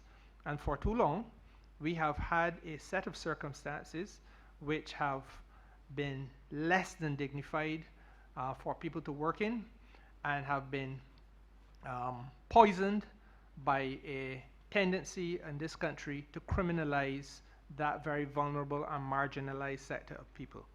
I equally bring a philosophical perspective that speaks to equality of opportunity. I think that the linkage by the Prime Minister in shaping this ministry and its departments with energy and small, micro, medium enterprises creates an opportunity for us to unleash economic activity in a new sector. And it will be a crying shame if we as a government do not try to make sure that the entity which is charged with responsibility for energy delivery in Barbados, the governmental entity that is, that entity must also be a player in the market, I feel. And that entity must also be have an opportunity to by its intervention, regulate, by its intervention, economically correct by competition, that which would ordinarily be the course of increasing energy costs as a result of RE, which is what was questioned by the Honourable Member for Christchurch South. And let me be a little bit more specific so people understand clearly. If the government's energy business, energy company, doesn't look out for the small man in this sector, then what will happen is that you will move to RE, and people with a lot of money would get into RE before anybody else could. And they, because there's no other option now, they will corner that market. There's no more fossil fuel, but I got big money. So let me plug in as many megawatts of opportunity as I can, and who is going to pay for it while I go to the bank laughing? So I philosophically believe that there has to be equality of opportunity, and equally, as I said to you at some length just now, access to capital. And I believe that this business of creating a registry for movable assets, a collateral registry, where for the first time Barbadians who have equipment and crops and all the other things I drew to the attention of this house, livestock, etc., that has value. We recognize its value, and we give people an opportunity to take out a small loan against its value, so that that small loan, that entrepreneur with the small loan, can enhance his or her financial circumstances. Don't have to beg you, Honourable Member, or me to get them a job anywhere because they're standing on their own 2 feet, and then shortly they're employing 2 or 3 people, and then they come back and say, look, this isn't a micro business no more, this is now a small business, and treat to that small business in a different way. Because the other thing that we're going to correct, and must correct quickly, is this misguided perception that one cap fits all size heads.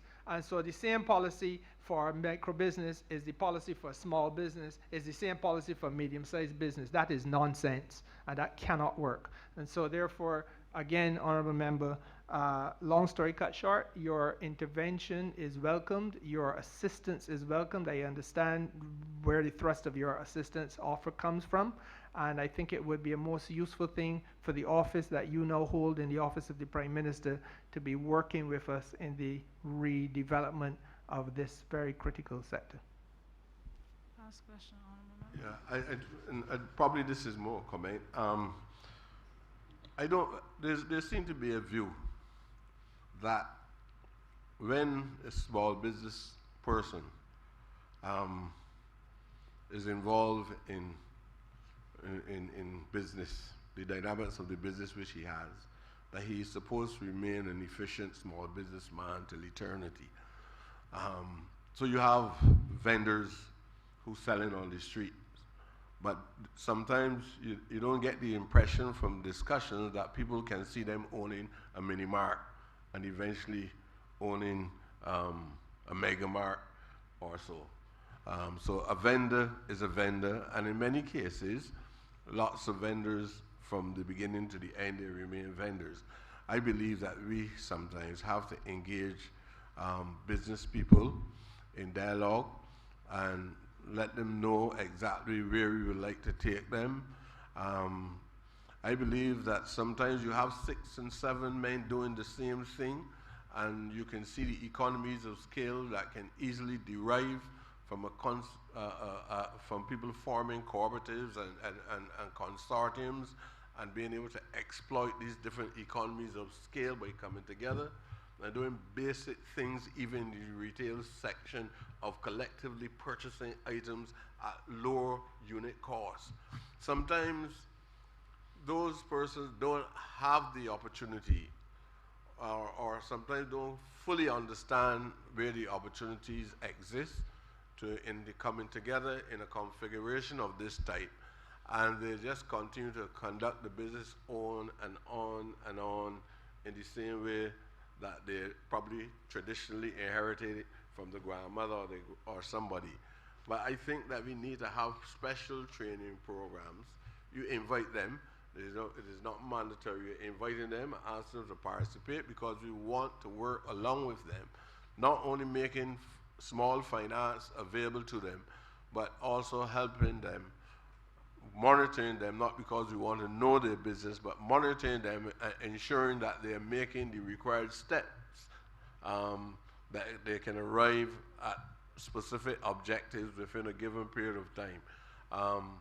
I just feel that the state sometimes has to play a role of that kind because of the evolution of the history from which we have come, and at least if we're trying to build a new society and a new economy, we're going about in this transformative path, I think that there are certain additional responsibilities that we have to take on in order to help to pull people up by their bootstraps.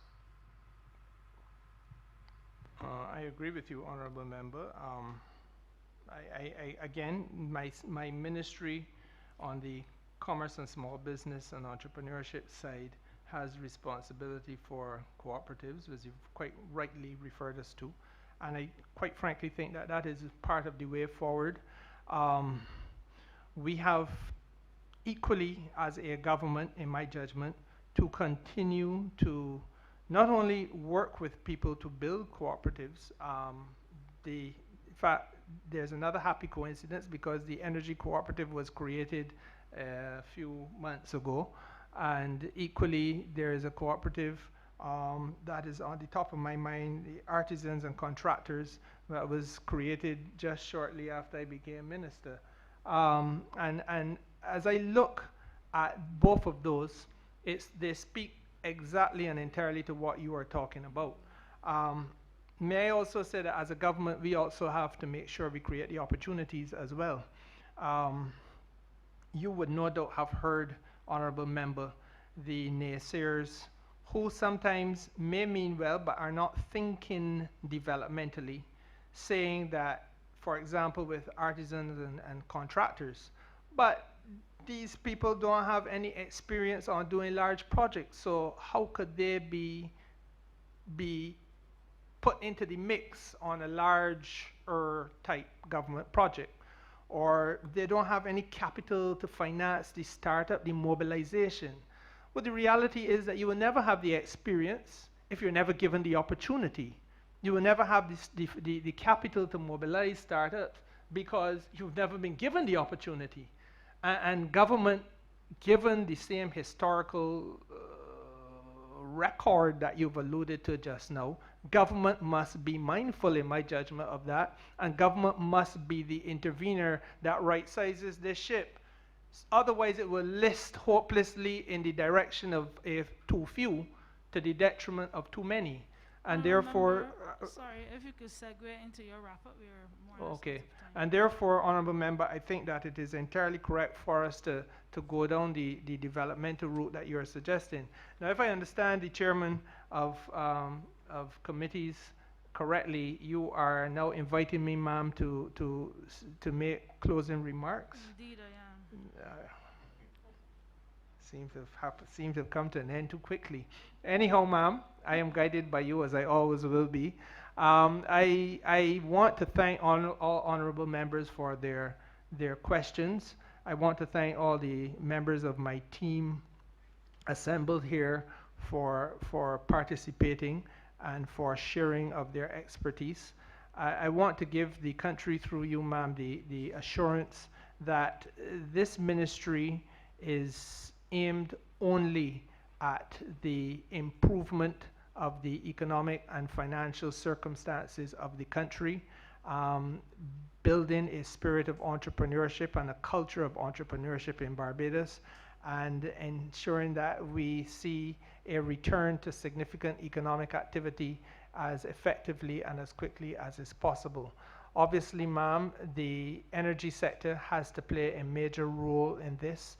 And in this regard, I want to say that there are a number of innovations that we are intending to bring with respect to those people who have been queuing up to get licenses for renewable energy. PS will forgive me for saying that she and I and the chairman of the Electric Light and Power Advisory Board would have had a lengthy meeting on this matter in recent times, and there are some adjustments that we will make. We will deconstruct and reconstruct that licensing application process so as to make it more nimble and more responsive to the interests of investors of all types in Barbados. All types, I emphasize. Equally, ma'am, on the commerce side, it is very clear, as I explained already to the leader of the opposition, that there are some sectors which are in urgent need of attention, and there are a number of bills that will be coming before the House very shortly, already in draft, and I think on the order paper, if it has not been laid, it will be laid very shortly, is the matter of facilitating businesses via liquor licensing. Again, already in draft, ma'am, is the matter I've referred to ad nauseum about empowerment of vendors. Ma'am, already in draft is the micro small business development policy framework. And equally, ma'am, we're going to have to do some revisions to the Electric Light and Power Act, which will make sure that the new technologies are written into the legislation and therefore given the weight of law and facilitating people with the opportunity to do the type of investment that they need to do properly. So, ma'am, there are a number of things that this ministry will be doing in order to bring a sense of accelerated economic activity in the country, and not least of them will be what I am hoping to present during the course of these estimates, certainly before the close of the estimates, and a statement to the public with regard to the matter of an accelerated regime for investment in photovoltaic and wind-related energy. So, ma'am, I'm grateful to you for the opportunity to have been able to speak to your house at length, and I'm much obliged.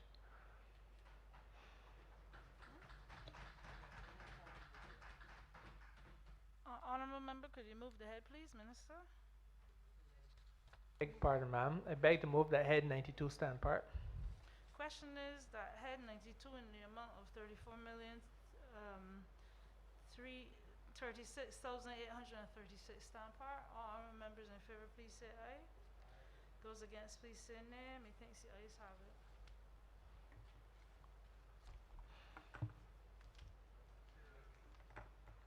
Madam Chair, at this point, I propose that we would take our break for lunch, and I therefore ask that the proceedings be suspended until 3:15 this afternoon. Postponed until 3. Oh, okay. Beg to move that you report progress to His Honor the Speaker, and ask for leave to sit again. Okay. Question is that I do not report His Honor the Speaker and ask for leave to sit again. All honourable members in favor, please say aye. All those against, please say nay. Methinks the ayes have it.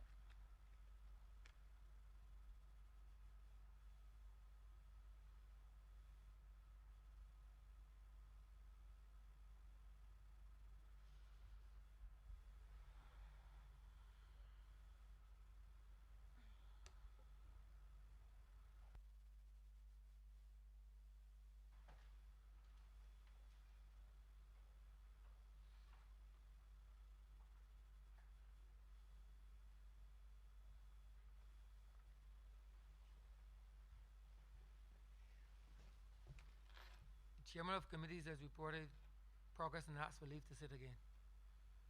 Honourable Leader of Government Business.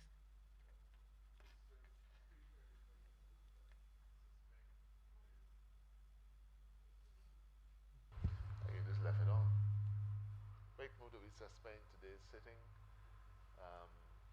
until 3:15 for lunch. The question is that this Honourable Chairman be suspended until 3:15 p.m. All those honourable members in favor, please say aye. Aye. Those against, please say no. The ayes have it. This Honourable Chamber stands suspended until 3:15 p.m.